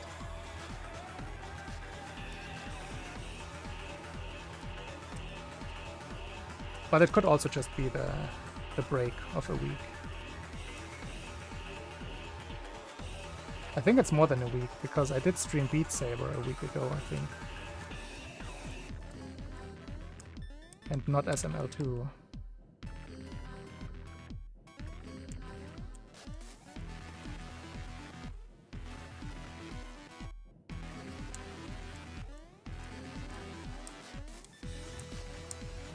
Yo. It's a very clutch fix.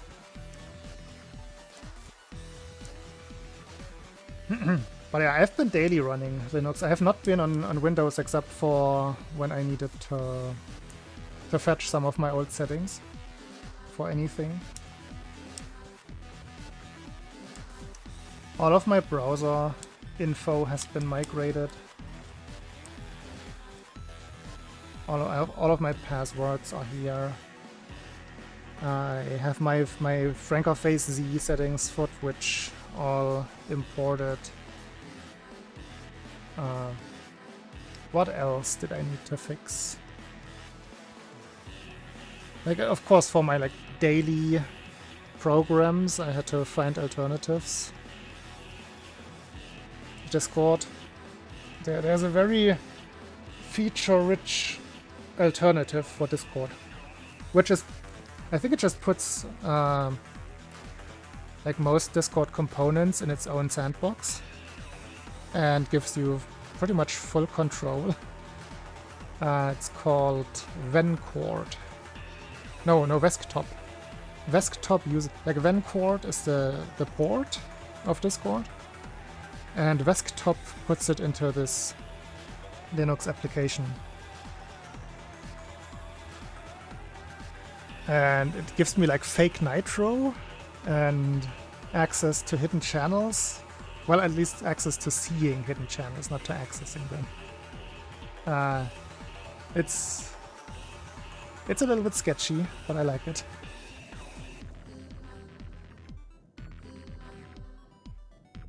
I mean, I'm not using most of the like recent Discord features like the soundboard or the games or anything. I don't care too much for that. So if that kind of stuff is missing, I'm fine. Usually they don't break functionality. When they add something, it's usually just some nitro feature.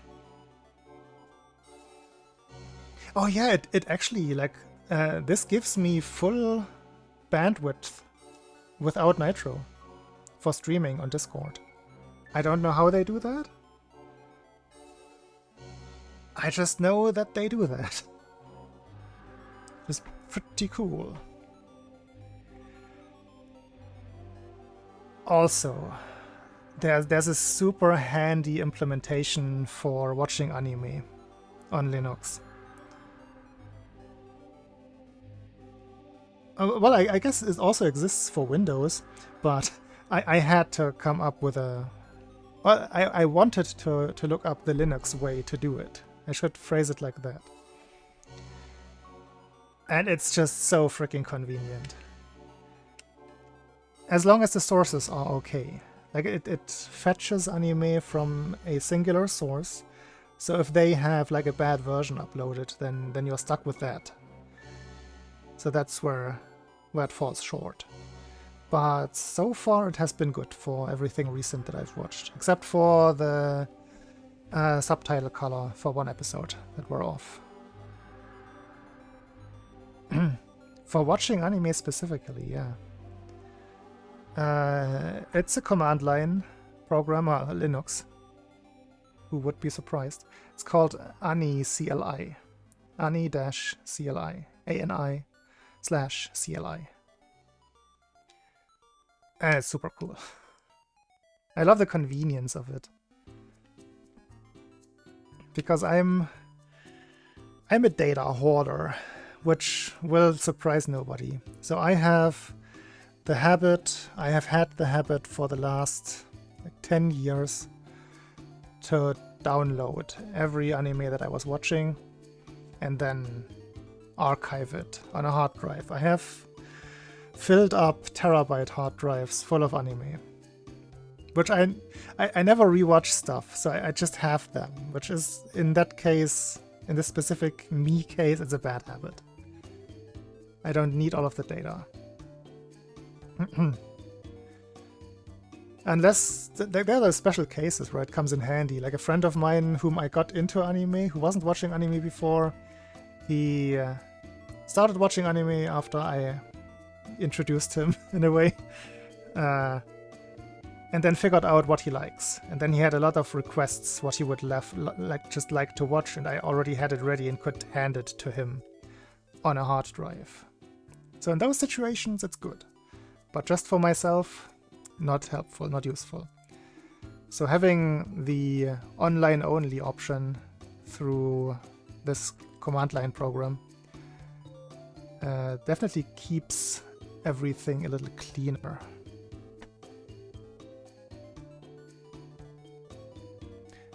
I mean, in this case, it's collecting, of course. It's archiving. But where do you draw the line? Like, I've said this before, and we will have this stream at some point. I have my very, very first hard drives still. Hard drive from 1996. 1 gigabyte. IDE interface. Still have those. So one day we will do a time capsule stream and have a look at what is on my old hard drives.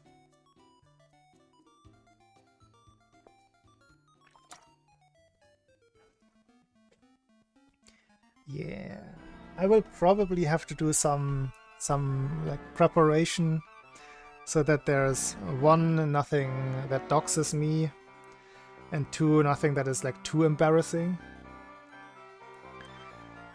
But, I mean, you know, I'm not too squeamish about that stuff. If, like, too embarrassing really means, like, it has to be really, really out there. Obviously, that Nothing that is against Twitch TOS should be on there. That would be a problem. But just in general, I think we should be safe.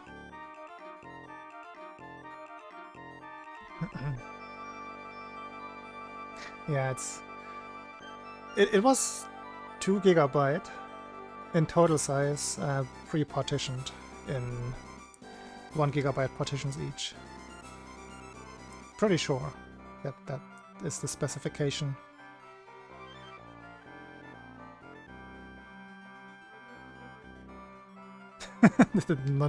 I mean, that's part of my... I'm not gonna copy anything over. This is gonna be... Oh, wait. I see what you're... Yeah, of course, I have to... In that case, if I really wanna exclude something, I will have to make a copy. I will still, like, pretend.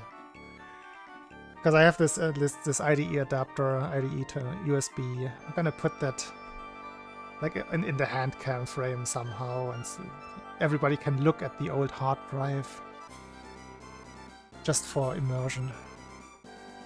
But you're right, I should probably curate a copied version and have that be seen to the stream.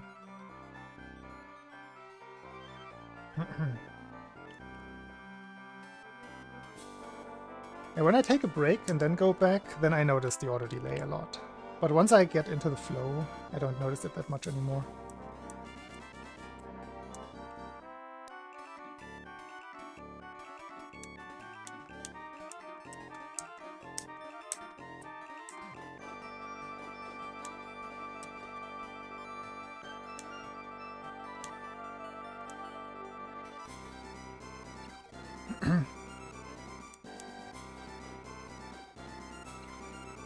But I don't think I've ever thrown away a hard drive in my life. So all of my data is still there in some way. Yo, nice level.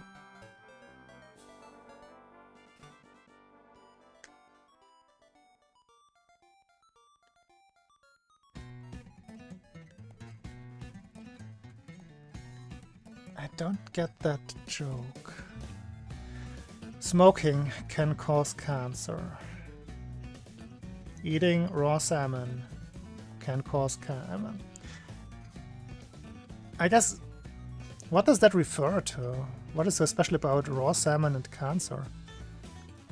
I guess it could refer to the heavy metals, but those don't go away if you cook it. And maybe there's a pun with the smoked salmon, but I don't get it.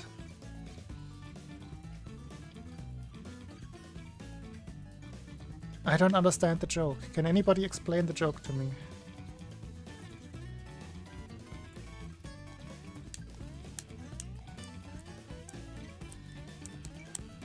Ah.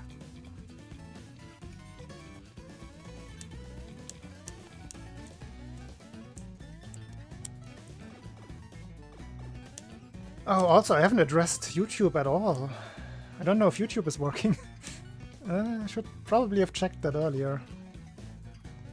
Wait, Jonas, you have a YouTube account, and sometimes type in YouTube chat. Can you help me testing the YouTube part and whether it comes through or not?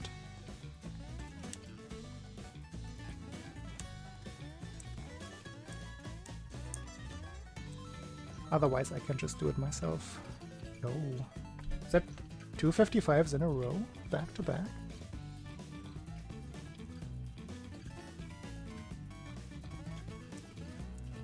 Ah, no 3. Yeah, I haven't looked at YouTube at all, I have to admit. I was so... Yo! Hello, Jonas. It works perfectly. Now you're yellow.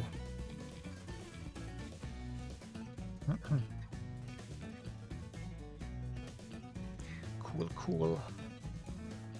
One thing I kind of want to look into is... I guess I can use it, or I can do it with the Oh wait, can I capture... Let's start from the beginning. I want to have an easy way to share what I see with the stream. And in Windows you can do that easily with the snipping tool.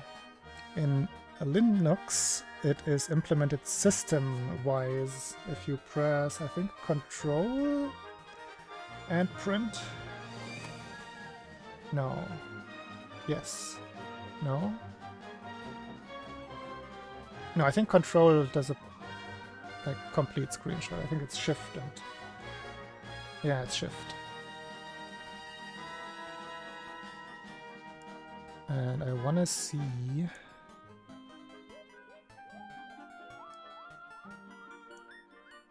Like, what is this window? Is this window accessible to OBS?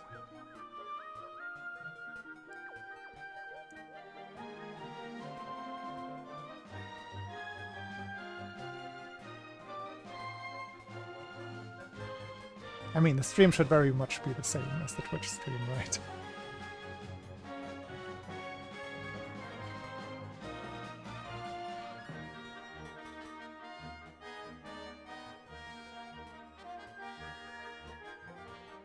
No, I get that. But doesn't there have to be a double meaning in the curing part for it to make possibly sense?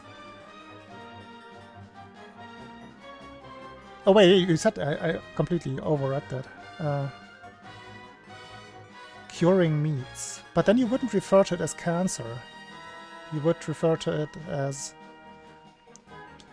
crab meat or crawfish or crayfish, depending on where you are.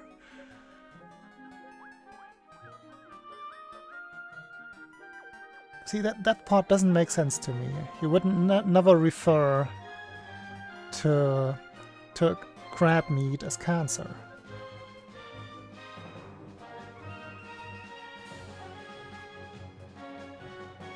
Which makes me think this is forcing it. This is stretching the puns.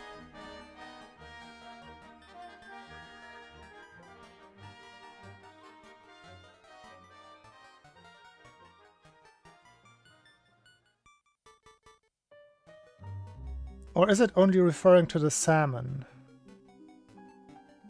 No, it's definitely referring to cancer in the it portion. No, this one doesn't. No, this one doesn't make sense. I think it can be phrased in a way that makes sense. Wait, the thing that I wanted to test though. Can I add a window capture?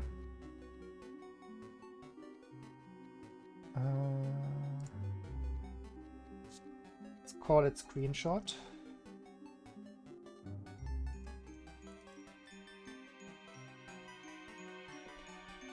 That lets me share this thingy thing. What would it be called?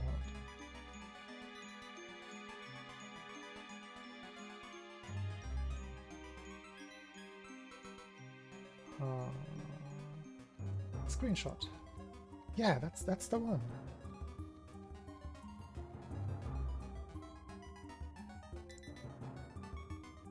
Okay, this works.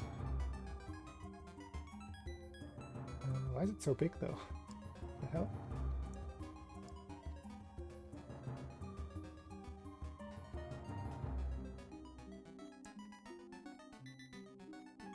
But this is just for testing, because I wanted to see if it works at all. Yay. That's the way I see it in my OBS preview. Twitch Jonas and YouTube Jonas.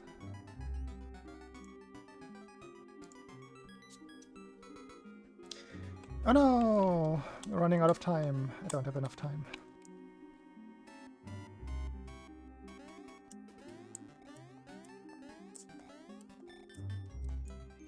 Let's do some quick Tatanga, because I did say that I wanted to do a run.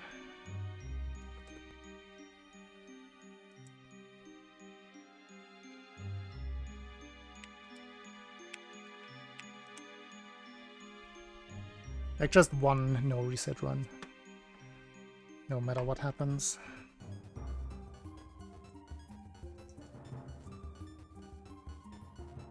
Just to see if there are anything that I haven't thought of that could become a problem.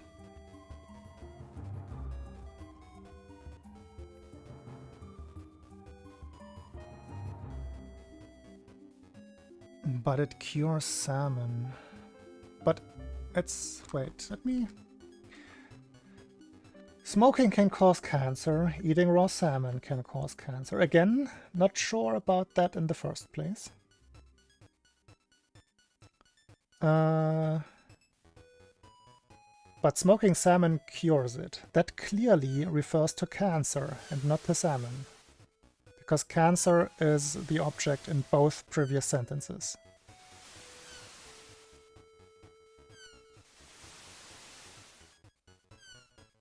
It doesn't work. It doesn't work. Not the way that they put it. I mean, Diabot put it. Oh, the delay is awful.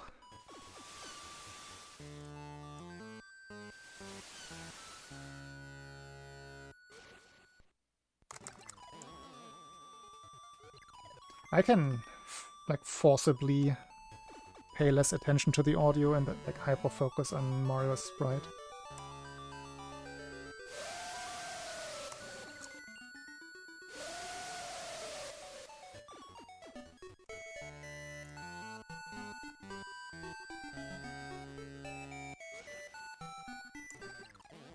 Yeah, your version at least makes sense.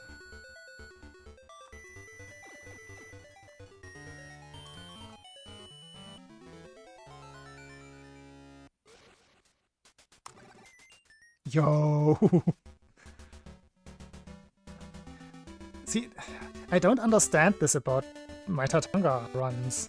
I've been getting so much more consistent at getting it in practice. Like, I usually only need like 5 or 10 attempts to get it once. Like, it's never been more than that in recent streams. But in terms of runs, I have not got a single albatross in a run since my PB. It just seems that there's a disconnect between practice and reality.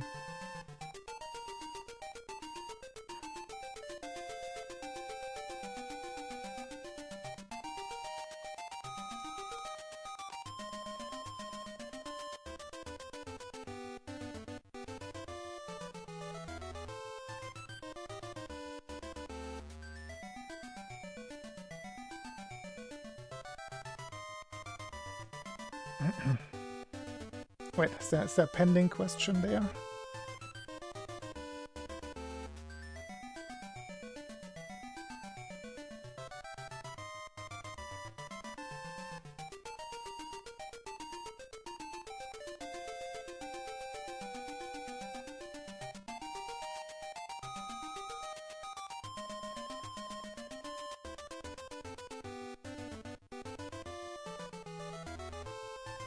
Pixelated Jam. Hello. I remember you from the other day.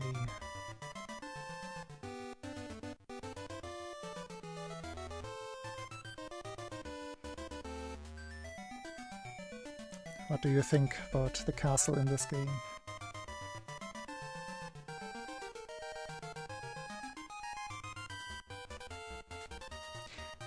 Alright, let me...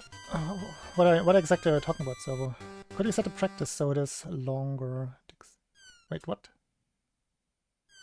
Wait, what?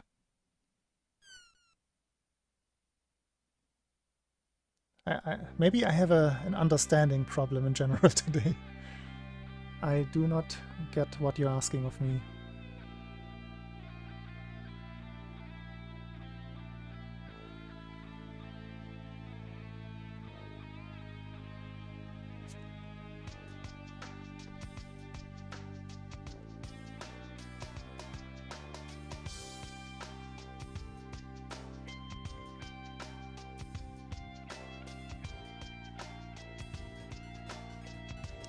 Wait, Pixelated Jam.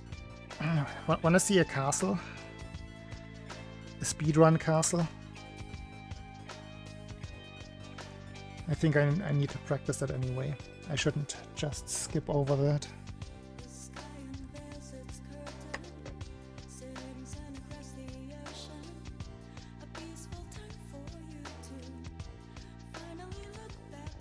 It's gonna be interesting. No, I don't mean it like that, but kind of. No. Just wanted to make fun of the situation.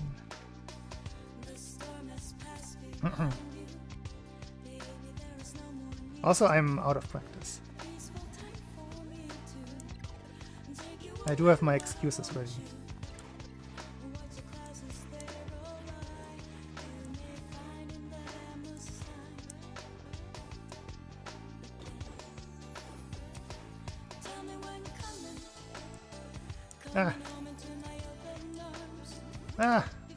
Mistakes.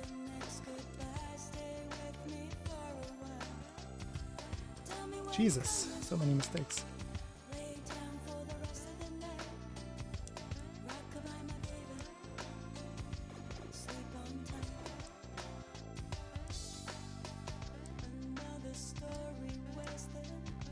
So the idea for the speedrun is obviously to do it perfectly, which this is very far from.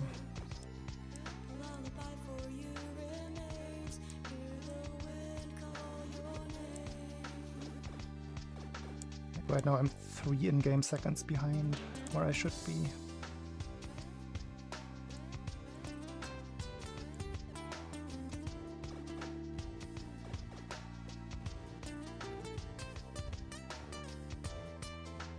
I'm gonna read that in a second.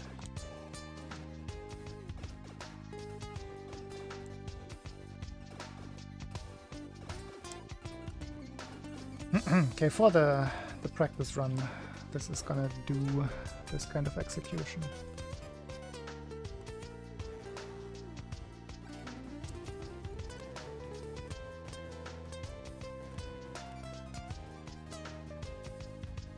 Not even 68. So the second phase of Wario operates on cycles depending on the in-game timer. So I want to enter the second room at a certain in-game time, so he drops quickly, otherwise he will just keep fluttering. And you obviously don't want that in the speedrun.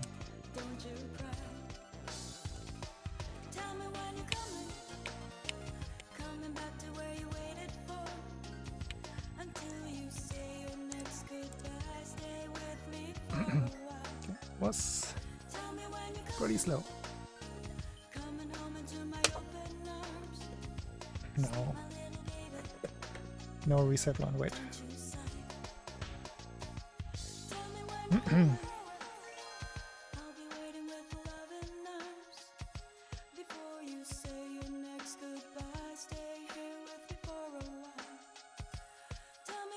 Oh, that was for Tatanga, for the bird, for the piggies.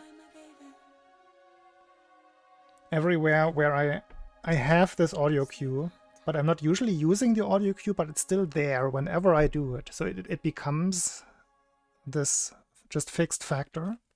And when that suddenly isn't there or is delayed, that just messes things up. But there's no way for me to change that right now.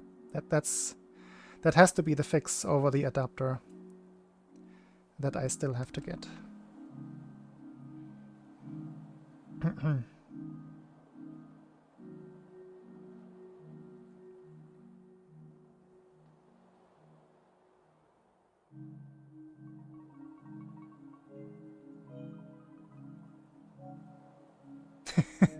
No, it takes a lot of practice. Like, speedrunning is so much just plain repetition over a very, very long time. Like, that's the way you have to actually look at it. All of the attempts that you had gave you, like, even within that one single stream, those couple of hours, already enabled you to do better than when you started it. And then just multiply that by 10 years of doing the same thing. Of course, it will just seep into your muscle memory at some point, into your very being. That is me over the last 10 years.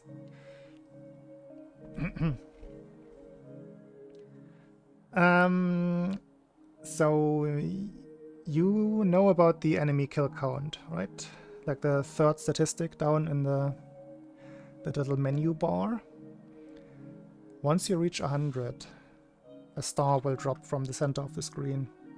And in the speedrun, we plan out our kills in such a way that we reach the castle with exactly 99 kills. And that was simulated there in that practice as well. Like it's not too difficult to do that. It seems daunting at first to say, oh wait, you have to kill exactly that many enemies and can't like do anything differently. No, you can like fix it back and forth, adjust it a lot over the course of the run. Just have to have some landmarks where, you know, okay, when I'm like leaving macro zone, I have to be around here. So then I can just skip that enemy or kill another 2 somewhere else. That's the way it works in practice. As long as you have your thresholds in your mind, you should be pretty safe in that.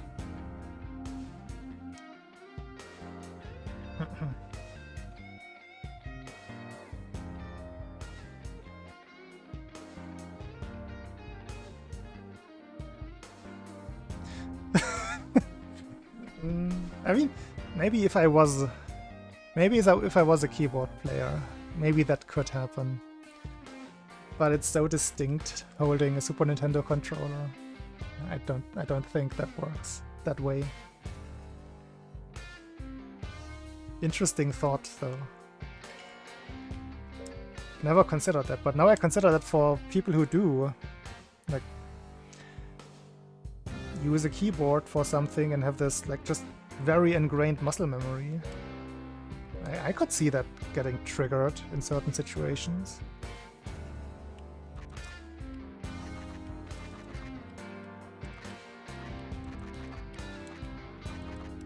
Trying to think if I have any analog to that with something else. Okay, I'm also gonna test whether the recording works. Start recording actually... Okay, that just took a while.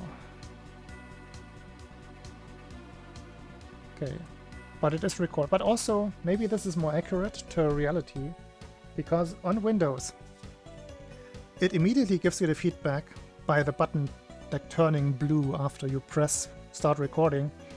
But then you go back and actually the first 2 seconds are missing, because it has to warm up, like load all of the settings, I suppose. And then the actual recording starts. Ooh, this banana is a little bit brown. I hope it doesn't cause cancer. Ooh. No, it's fine.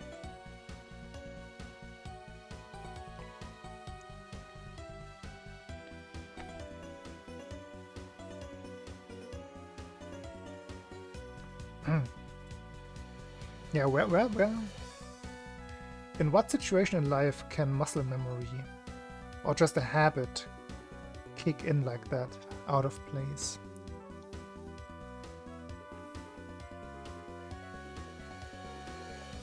I'm not sure I have anything like that. Of course.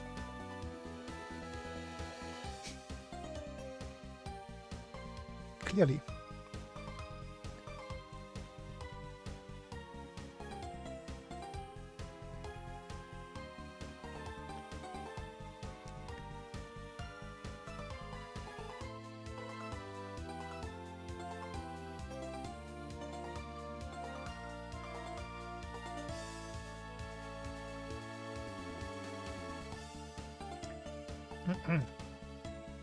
All right,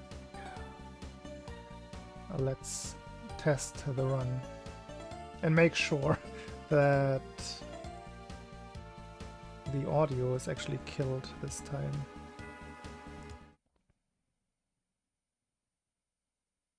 Okay, it's killed now.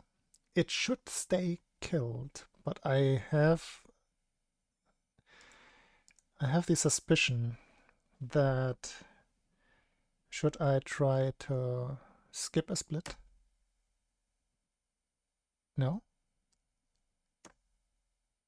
No? Yeah, there. Audio comes back. That is a very clear bug. I think all I have to do to avoid that, like altogether, is just find the global hotkey for the music controls and just remap those or disable those entirely. Because yeah, this scene doesn't even contain the audio source, so I should not have access to it ever.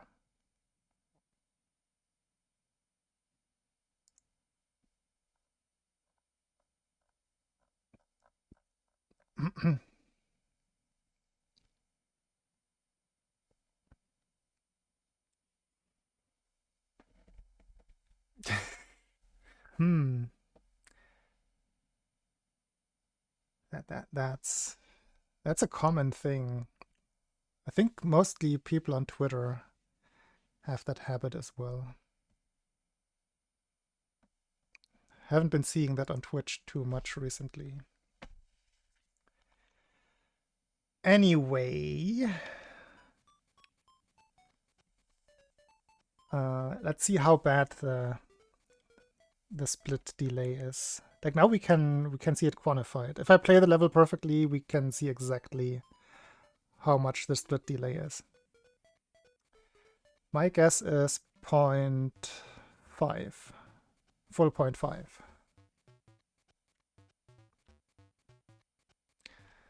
Also, let's see if there are any other issues during the splits. I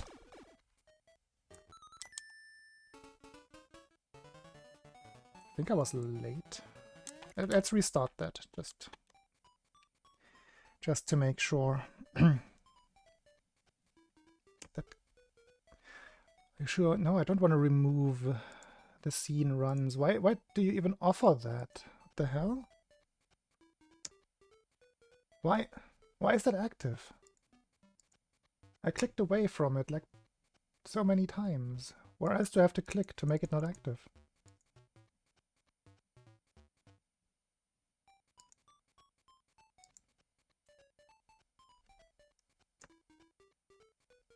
No, it doesn't. So one of my scenes is highlighted right now in OBS. And maybe I have to just remap my split buttons to being the actual numbers on the numpad. I don't know why it doesn't work as it used to anymore, though. That's a bit odd.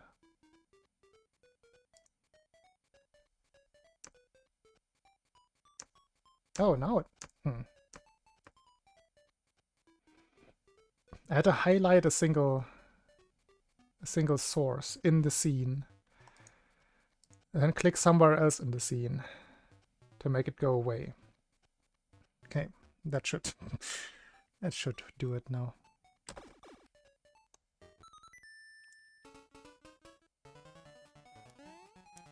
Yeah, of course, because the starting cue is an audio cue.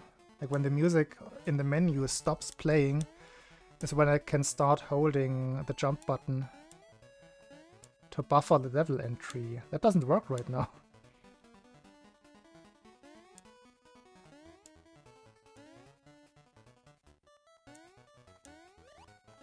So I was definitely late earlier.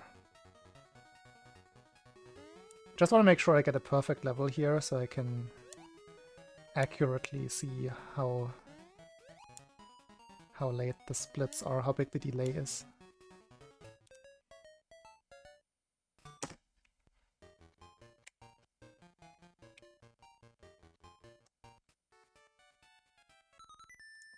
Not that much, huh? That's a bit surprising. That's another thing. Now I have to look somewhere else on my screen to see my splits. I'm not sure whether or not I like that.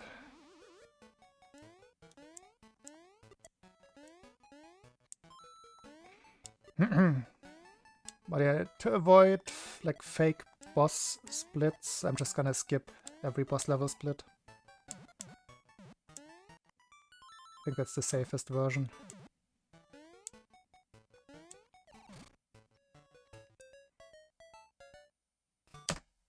Or I can try splitting to just the coin sound. I can try that.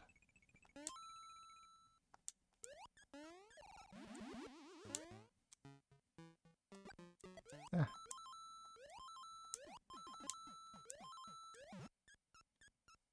Hey, Omzi.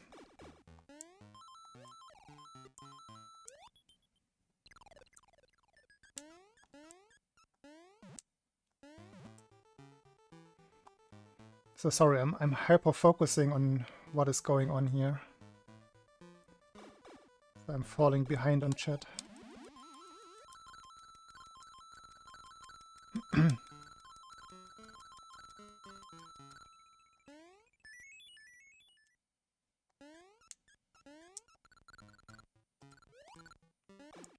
Yo. Yeah, the audio delay is weird here.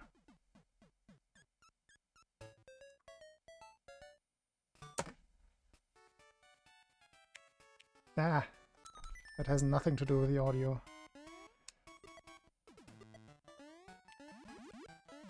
That was just me being bad.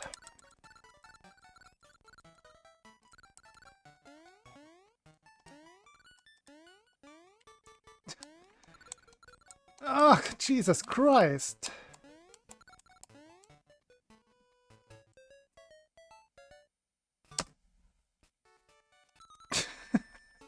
What was that? It's a no reset run. Yay.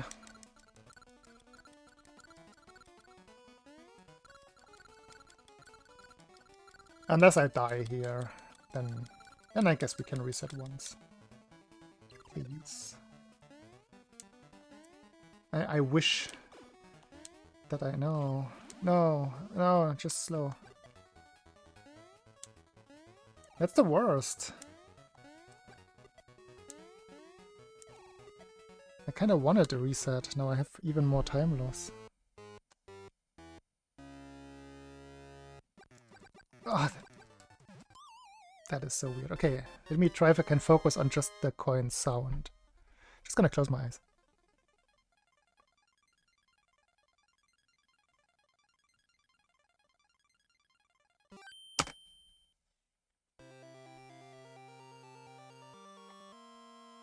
I think that was close enough.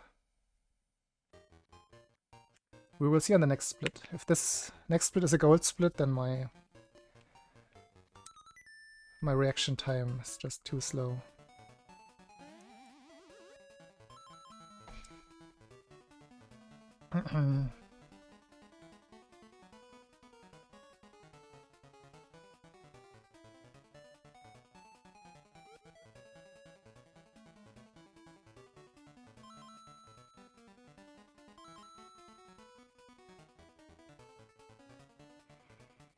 If it was accurate, I'm just gonna keep doing that, just splitting with my eyes closed. 4 bosses.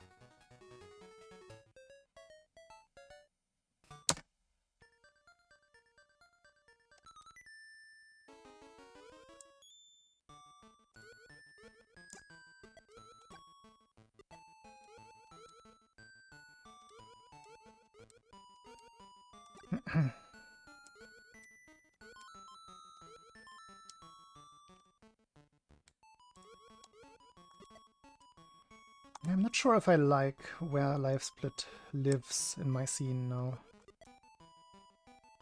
Because it's... the font is small. Oh, why is it so late?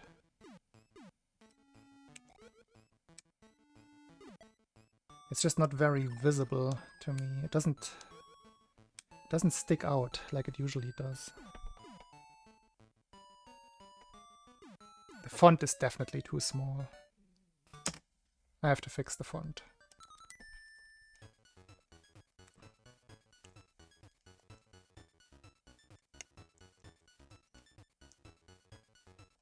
I don't know why it... I have theories why it didn't. Oops. Also just realized that my game sound is probably a little low. There we go. This is fitting, right? For this stage.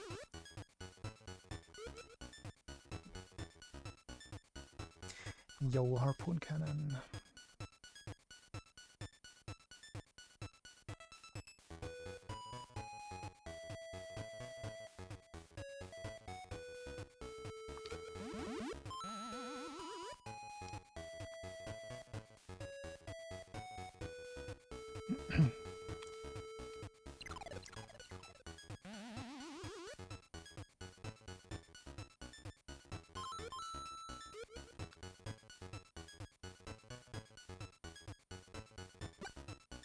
Ah!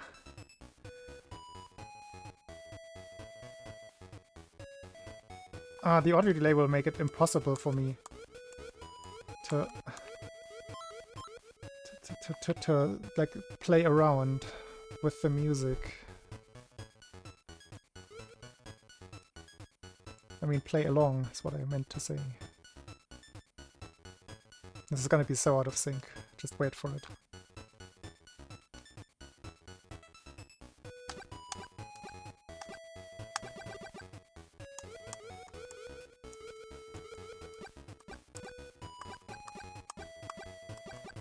This doesn't work at all. Ah.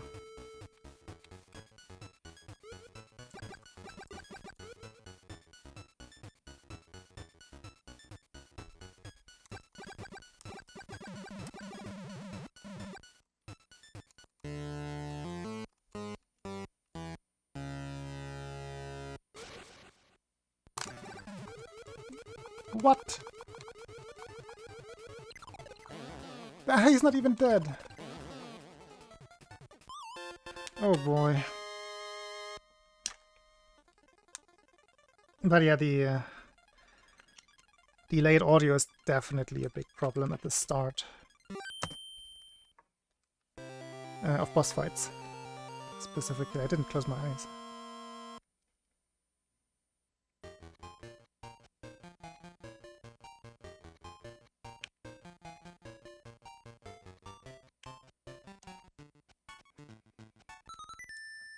It's because my mic is a little lower than usual, but yeah, otherwise it should be as it used to be now.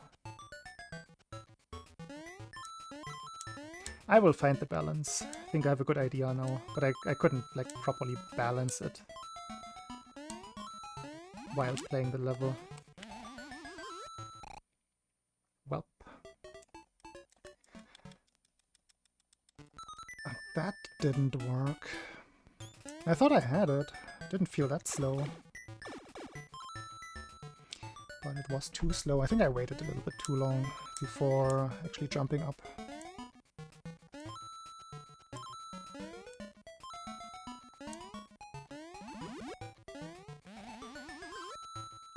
Yeah. Frick.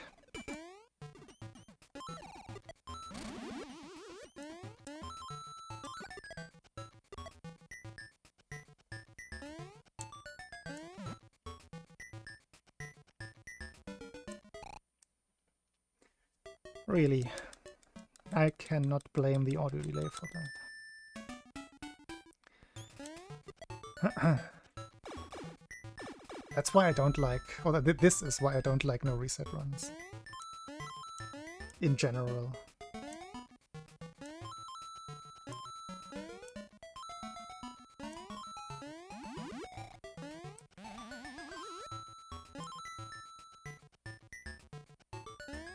Contrary to... oh wait.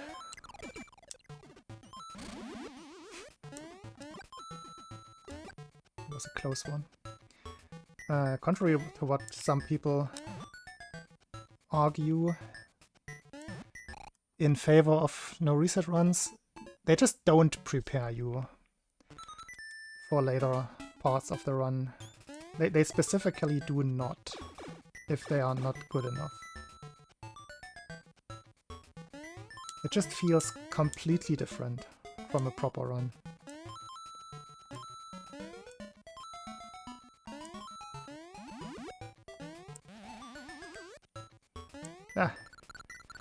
Granted that right now there's also this extra element of everything feeling weird because of new setup.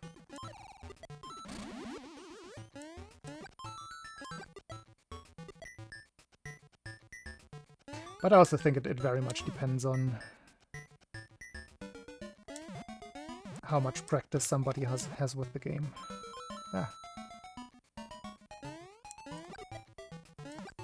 And how the general practice regimen is. In my specific case, I would say no reset runs are actually detrimental. If I were to do them regularly.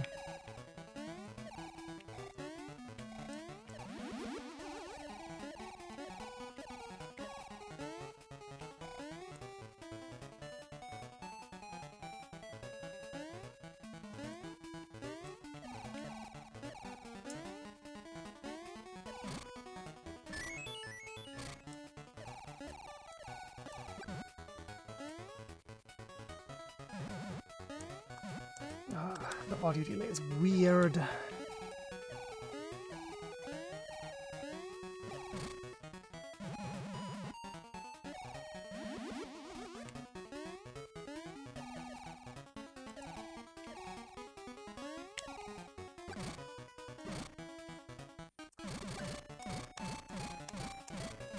It's not in sync at all.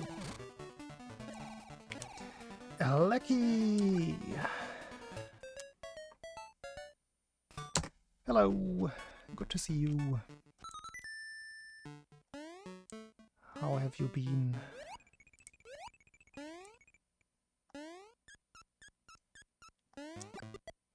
I thought you had fallen victim to the water masses and that the Netherlands had already been submerged by rising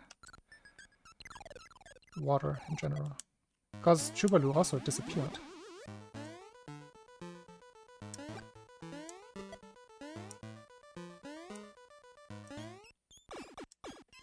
Man, this one.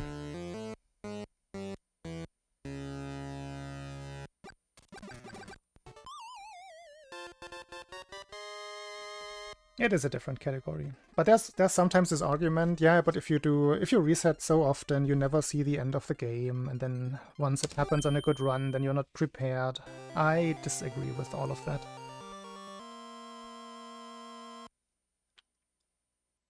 Unless you're otherwise just not practicing the late game.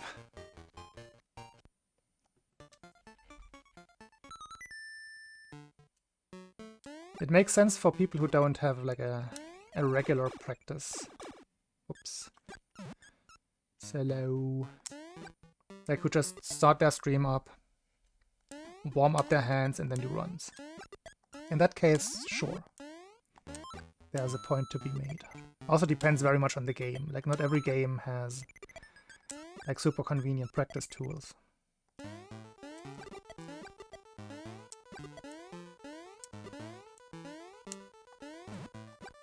But for me and for SML2 specifically, I don't think practice runs do anything.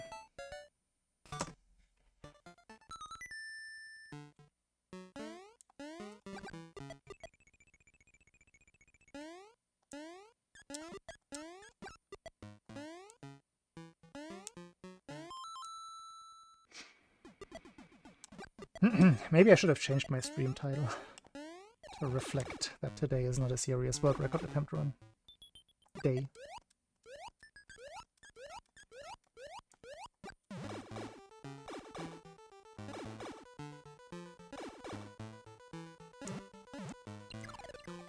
Are you kidding me? What was that?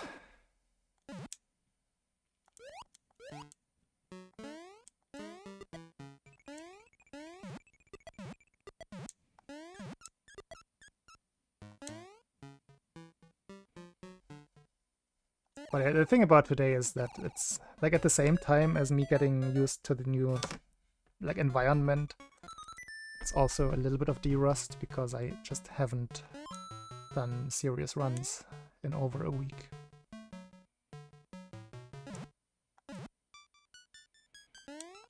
So this is more for like just simulating the entire run and seeing if there's anything that I'm not thinking of that could go wrong in an actual run.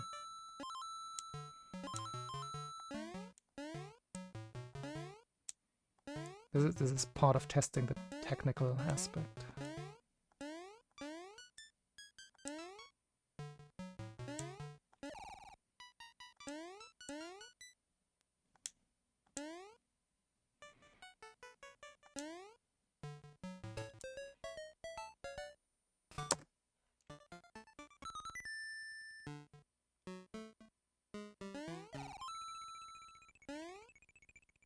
Yeah, and you will just not get nervous on a no reset run. That is pretty much my point. There are things that you just cannot practice, and you can practice them more efficiently by putting yourself in the actual situation. So whenever you reach the castle in a run, you want to be on pace. So it always is that kind of same feeling. So you specifically practice the pressure part and not dilute it. I think that's how I would phrase it. Oh, I actually don't know if Dearbot has full file access. We will see. Might be that the witch command fails. Right, left, right.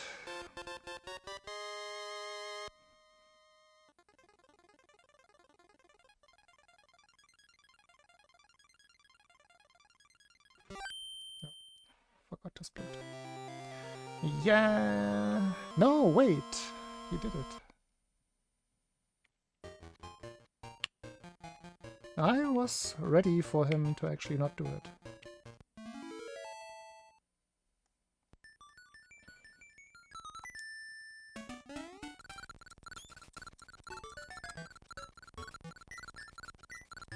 Well, I haven't checked if it's accurate.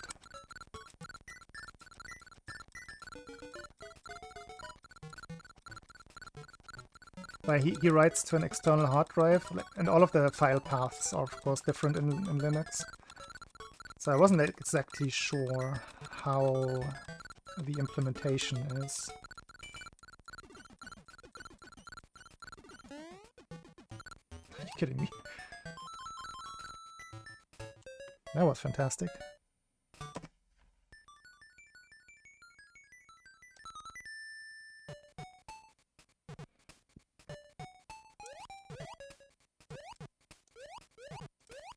I couldn't tell if that was fast or slow. And lack of practice really showing. That was definitely slow.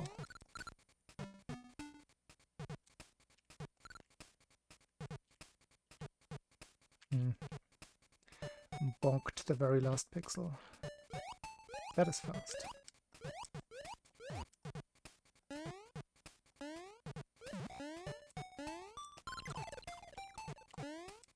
You gotta be kidding me.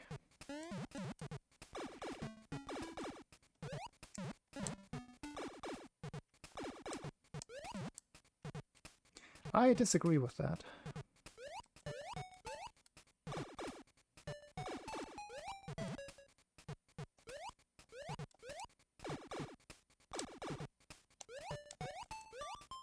Ah!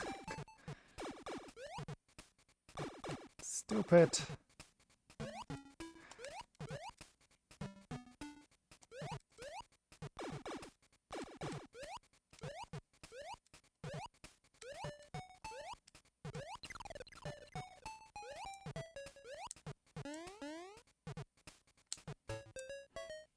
Yikes.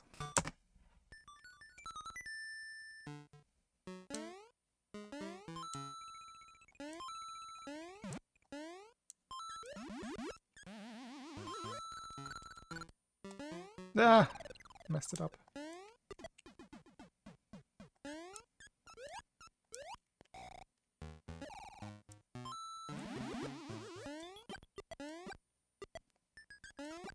Obviously, I skipped practice of this level today.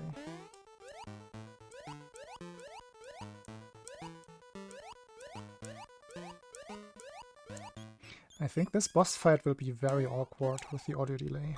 We'll see.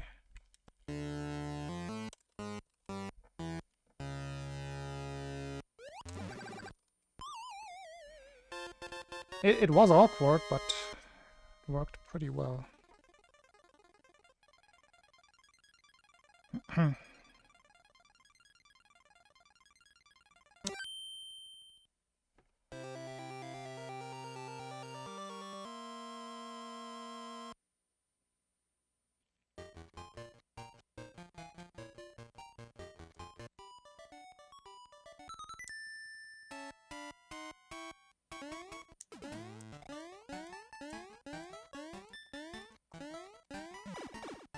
I would take that in a run.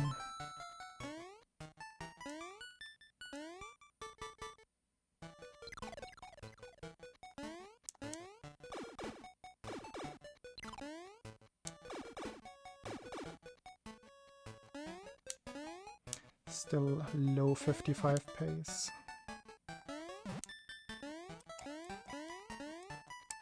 Well.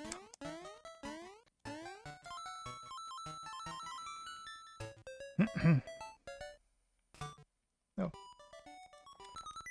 For gore.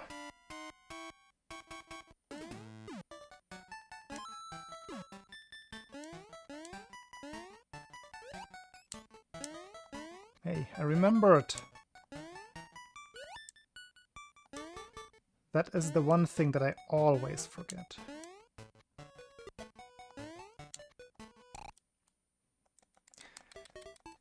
Now it's getting awkward with the kill count.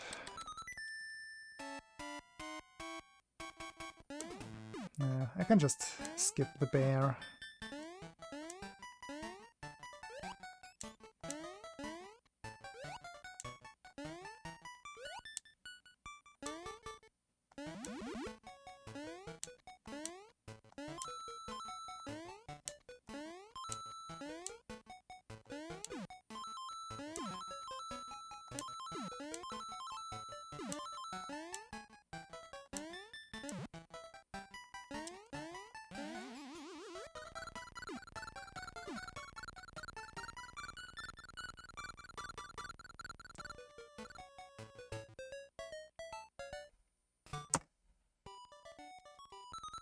Oh wait, I noticed that my...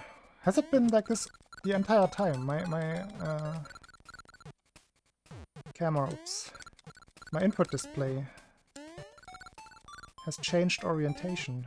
It's not the correct up-down orientation anymore. I guess that got reset earlier when I played around. Ah.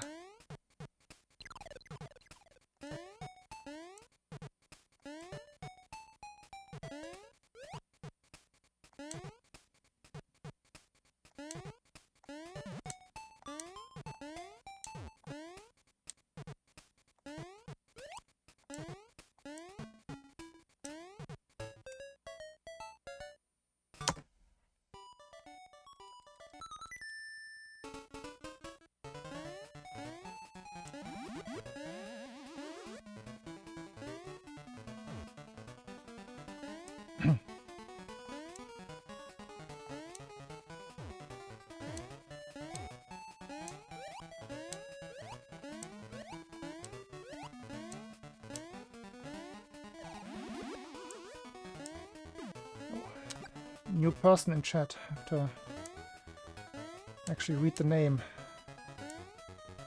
S3 Arc. Oof. Hello. That was awful. Wait, I'm not supposed... What did I do? Why did I go down there? That's not good. That is not good.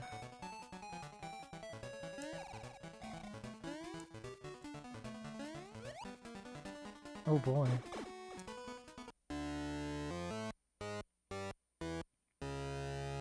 Game volume still low.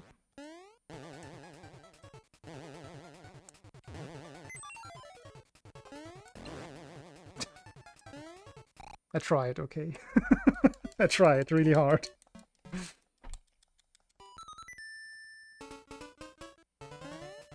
I think I should have soft reset that, because then I believe the enemy count would have been reset. Actually not sure. Wait.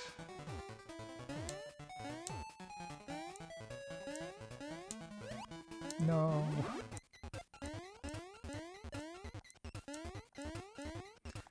Disaster. Oh no.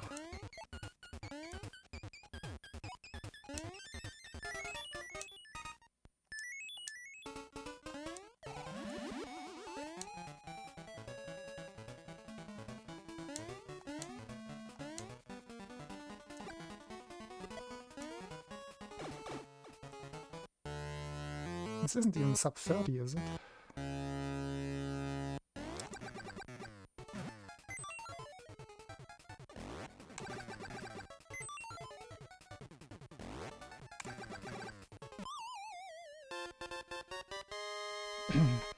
Oh boy. There was a little bit of distraction, but I also am generally distracted today. Well, best possible time, the third. This is all so small, I don't like this. I don't like the live split implementation right now. I have to figure something out for that.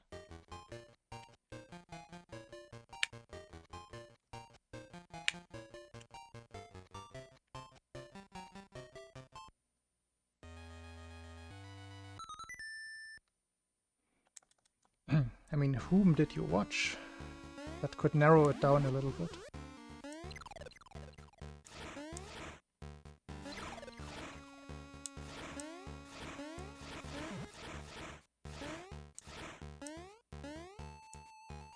Controller. I mean, okay, that doesn't narrow it down a lot.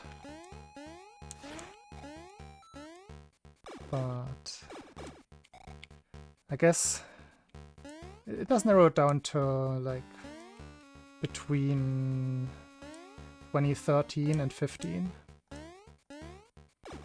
Mostly.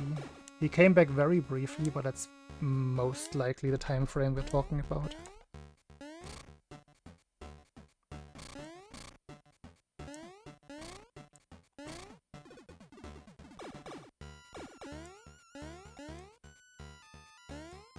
Gotta remember that I don't have a star.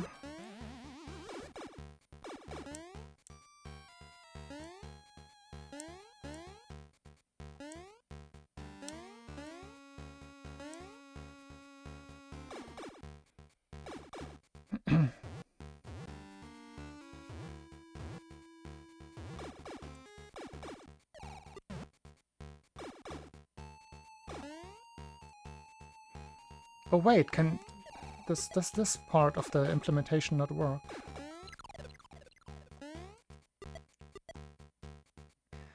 I see now that the messages are not relayed. Ha! That is a problem.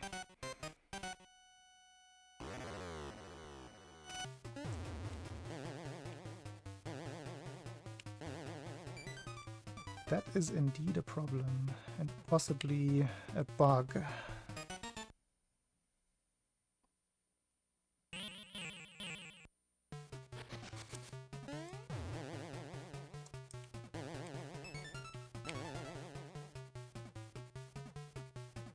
Yo, sub 31? Possibly.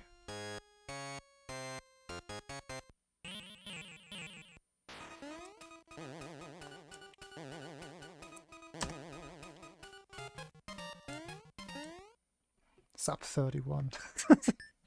What a stupid run. But it helped me realize one thing. I do not like the current live split implementation the way it is here, because I can only see it in my preview. even smaller than you can see it on stream. I cannot actually... also, why does the thingy thing not work? I'm a little bit confused by that. Twitch chat is there. YouTube chat is there. Why does it not put the things? Oh wait. Oh wait, that is something I have to enable separately, don't I?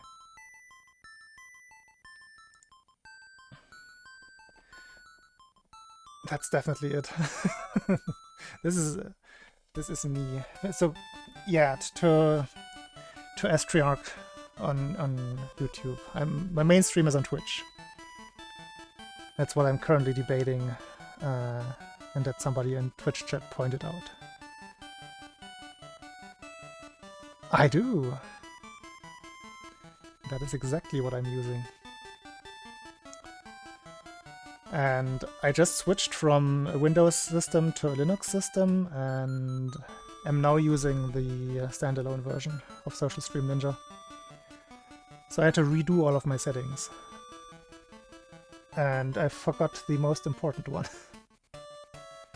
Where was that again? I know exactly what is going on. It's just me forgetting the crucial step. Yo! Hello on Twitch now. That's very good that we figured that out right now, because I probably wouldn't have paid attention. Because everything is new, so these small details just get lost sometimes. Okay, where was the setting again? It was a setting with an extra warning, I remember that much.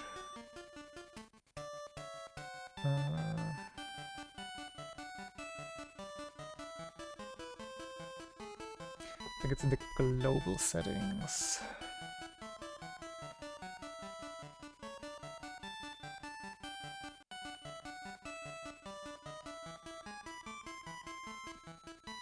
Where is it? Mechanics, maybe?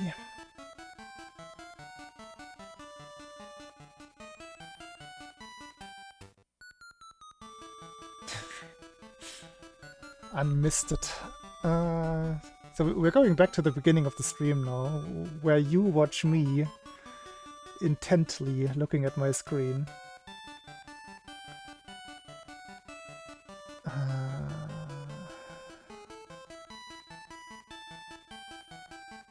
Where's the thing? I remember that in the browser extension it said something like not recommended or do at your own risk. This and that.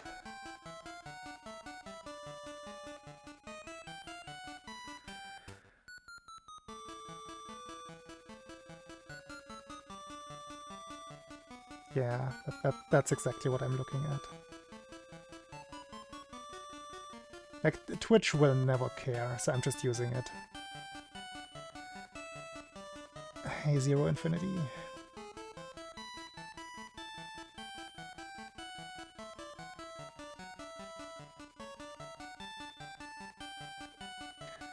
It's not where I thought it would be.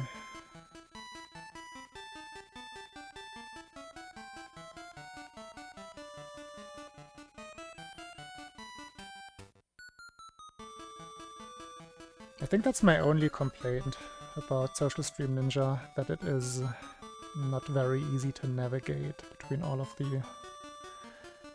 like, not just the important options, just between all of the options.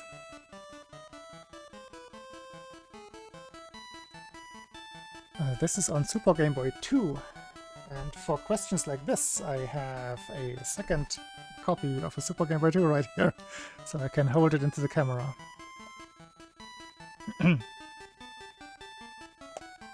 That is what I'm playing on a Super Famicom Junior, the one with the very, like, the pretty much the best graphics chip out of all the Super Nintendo consoles.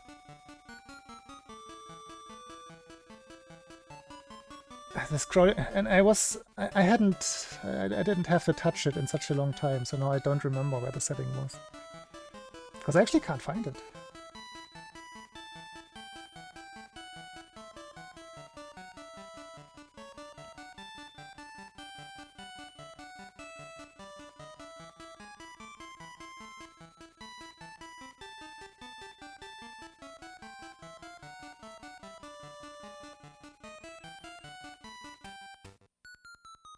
Oh, there are the emotes. I found the emote settings. 7TV, FFZ, BTDV. We found that. Okay, that's good. Because I was missing the emotes a lot. It's getting so sad.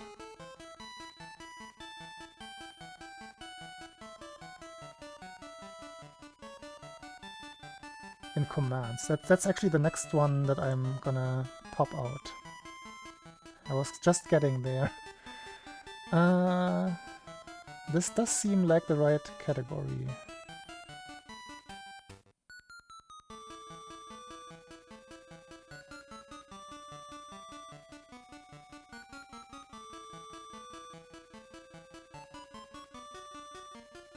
Even though I don't think it should be the right category.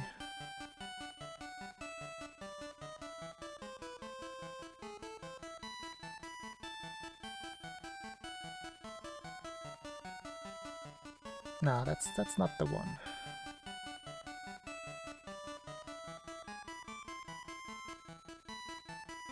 General? Which general?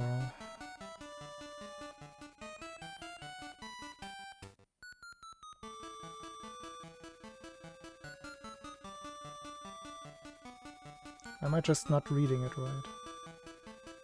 Oh wait, there it is. Yeah, you're completely right. Relay all messages. Sorry. I'm blind. Okay. The copy link thing in the standalone version is not working though. To copy manually. No.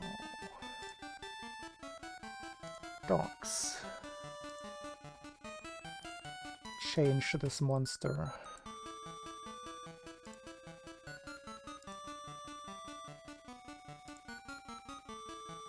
Wait, why doesn't it do anything? Earlier just refreshed automatically.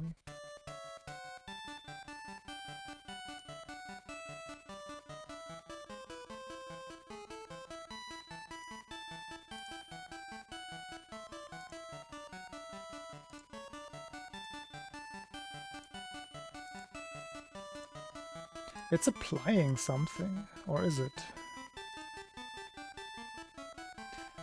Is it actually not working?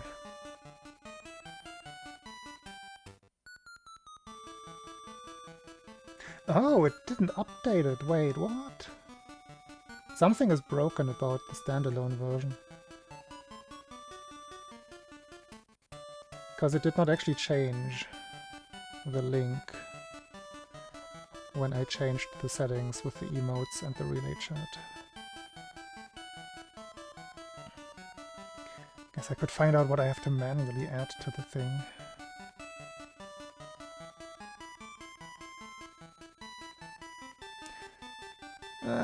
So many bugs. Why is everything bugged?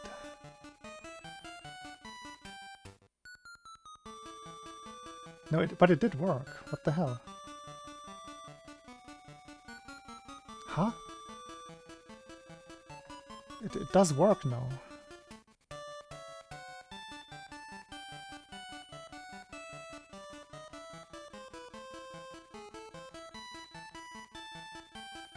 Yeah, those are just not settings that go into the link.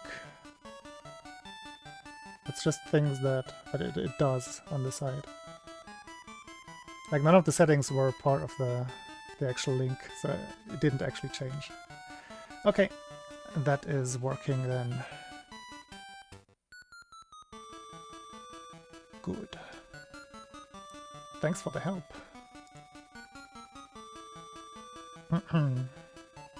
Yeah, we are working. We're going.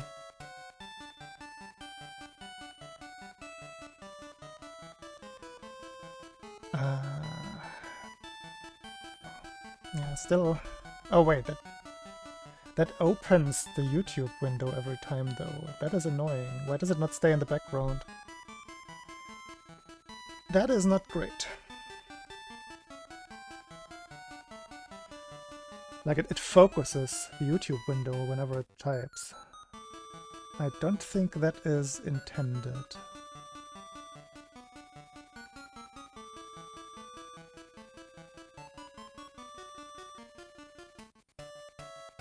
Wait, what did it do now?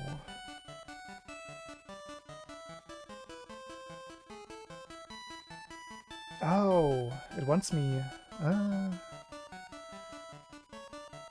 It does have my Twitch login. Why does it want to log in again?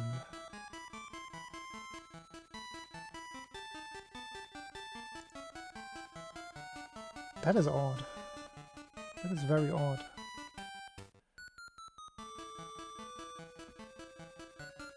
There's some things that don't work as expected. There, Twitch chat. Yeah, it's not logged in.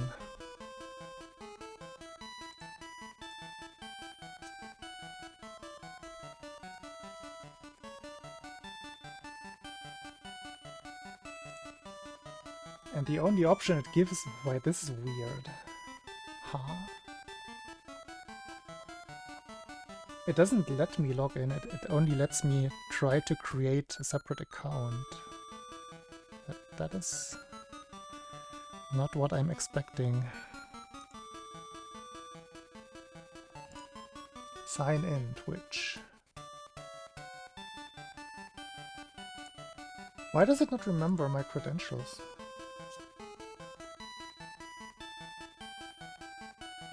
I don't have my password ready, so I will set this up for next time. Does it not store my Twitch credentials? That is not great, if so.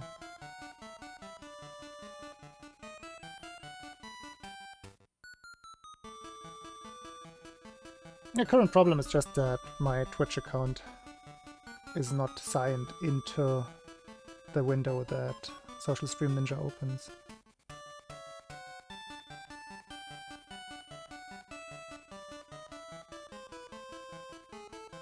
Which means it has forgotten the credentials for some reason. I don't know if there's a way to make them persist. I will figure that out on my own.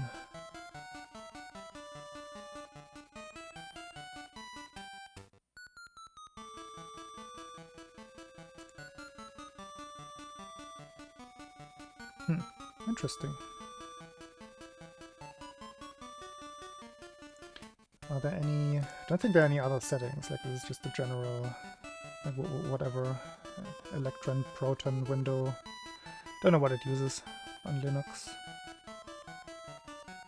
Don't think there are going to be actual settings here, like account management.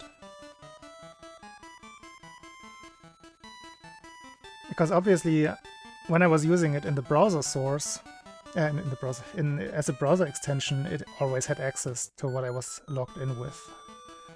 So I thought signing in once would retain the login data. Because if I have to do this every time, then that's not great. There's no way. There has to be something somewhere.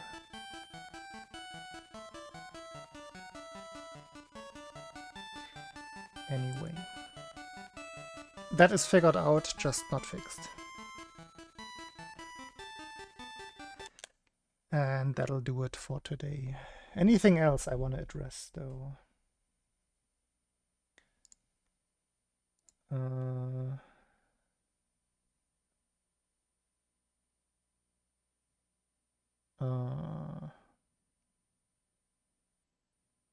Maybe I can try the layout part while we are live.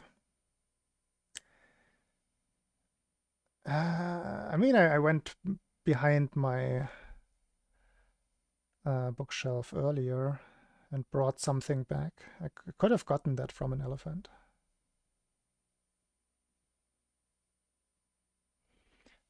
Okay, let's figure out the live split layout while we are here. The layout that I'm currently using is the one... Oh wait, no, I did make a copy.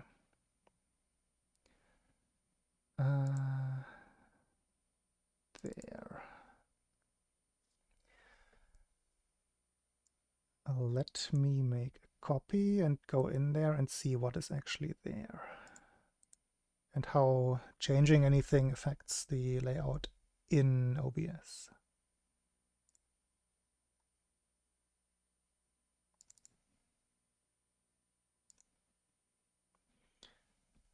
All right. We have clear text. That is good. Now.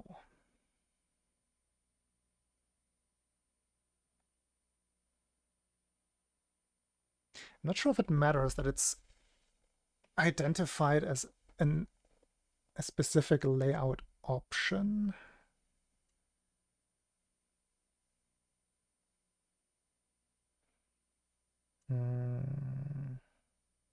Obviously, some of these settings are not adopted by the OBS plugin.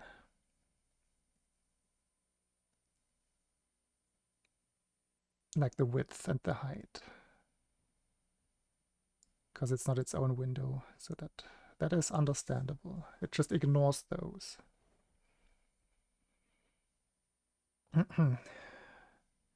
Text colors are all correct as far as I can see. So those are good.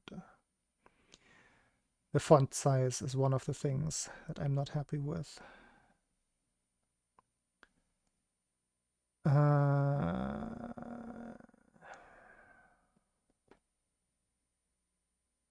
These only colors? Is there no font setting in here?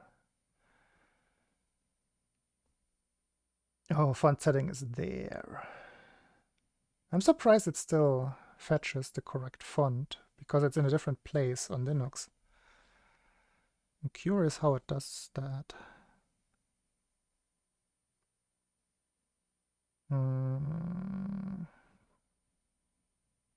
But yeah, these ones are in gibberish C data values, not humanly readable. Which is probably part of the problem here.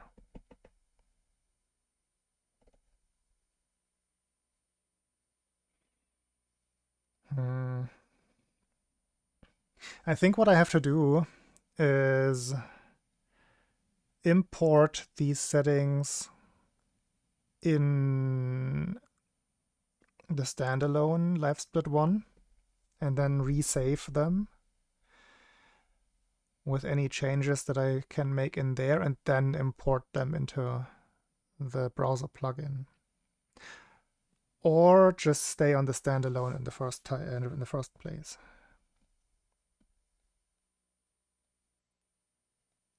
Because I really don't like how small it is in my preview.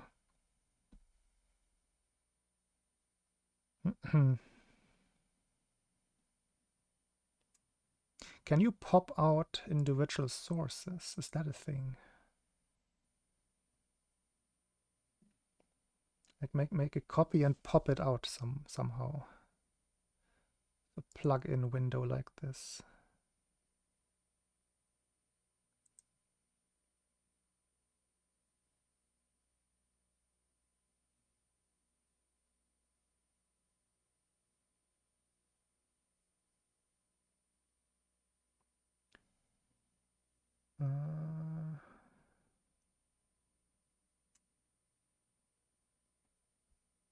I don't think you can. Doesn't look like it.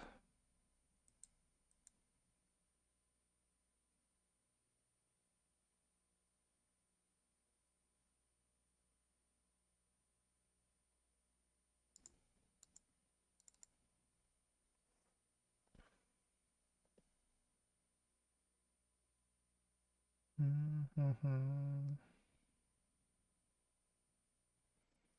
No. The editing options are very limited in OBS itself. And I think the actual layout file is not helpful. Yeah, it refers to components as DLL files and stuff. That makes so much sense that it's not there then.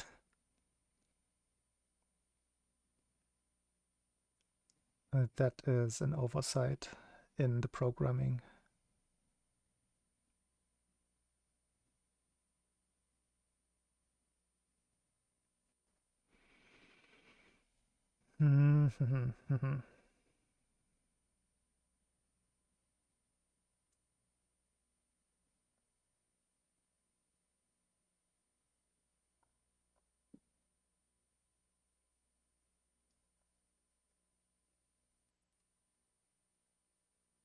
I think the settings file is just completely auto-generated, and nobody ever looked how much sense and how readable it was.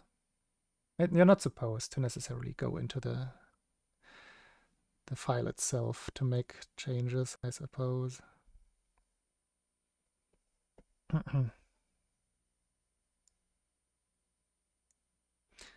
Yeah, there's no game audio right now. This is just a demo. The stream is basically over for today. There's not going to be any more gameplay. I'm just trying to figure out some settings. This is my first stream on a new system, and I had to make a lot of changes. And now I'm just like trying to do the finishing touches of what I can see. Hey, Retro. Yeah, no worries. I communicated that weirdly.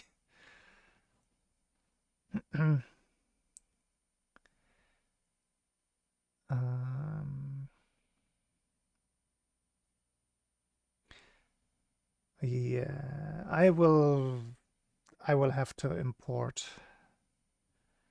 this into the standalone. I'm probably just going to end up using the standalone LiveSplit one. We will see if there's any benefit for one or the other.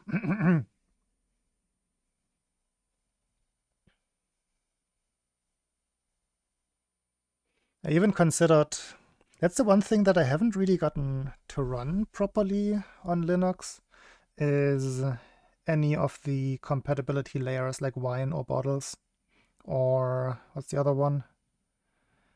Forgot the other one. There's another one. Anybody, any Linux person. What's the alternative to wine again? Lutris. It's Lutris. I remembered. I couldn't get any, well, not any. I couldn't get some applications to run in either of those environments, which was a little bit surprising. I guess Proton is another one, but that's more Steam specific.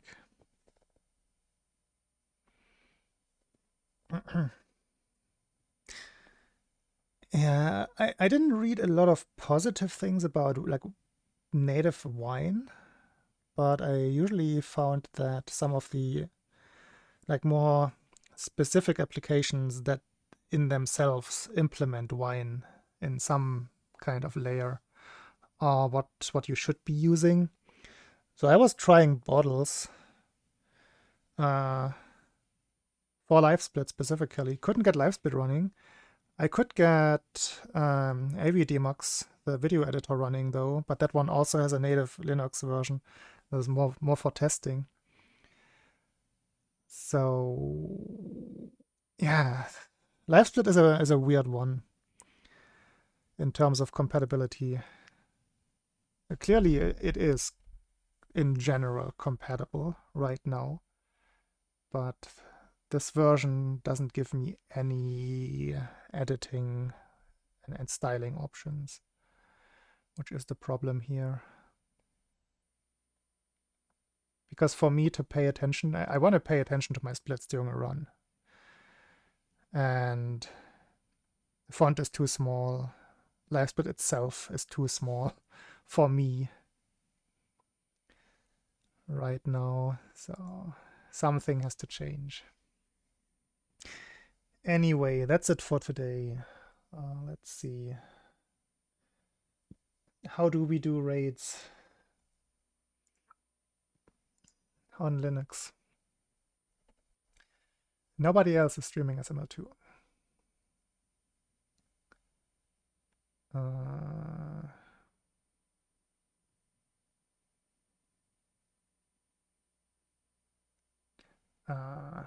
Maybe we're just gonna skip the raid for today. Can't find anybody who's super fitting right now. Alrighty then, I will be back on Wednesday.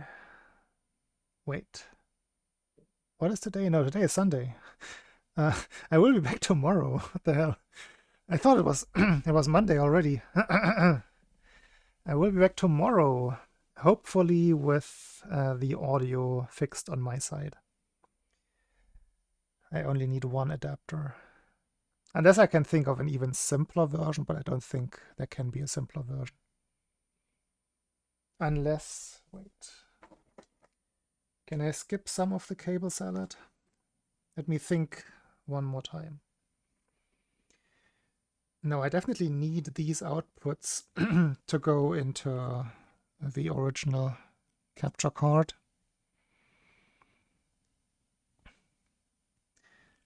And then I end up with this. So I guess I can skip one adapter if I find female composite to female 3.5 millimeter.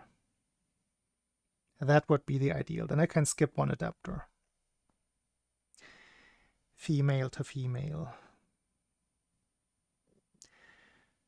Alrighty. With that said, that's it for today. This was a success. Believe it or not, this was a successful stream. I am very, very happy that blue screens, crashes, whatever, should be a thing of the past for good now. Linux has not crashed at all whatsoever so far, even though I did some like non-standard things sometimes. That was just to get my AI setup running. Anyway, have a good one, everybody, and see you tomorrow, I guess. Bye-bye.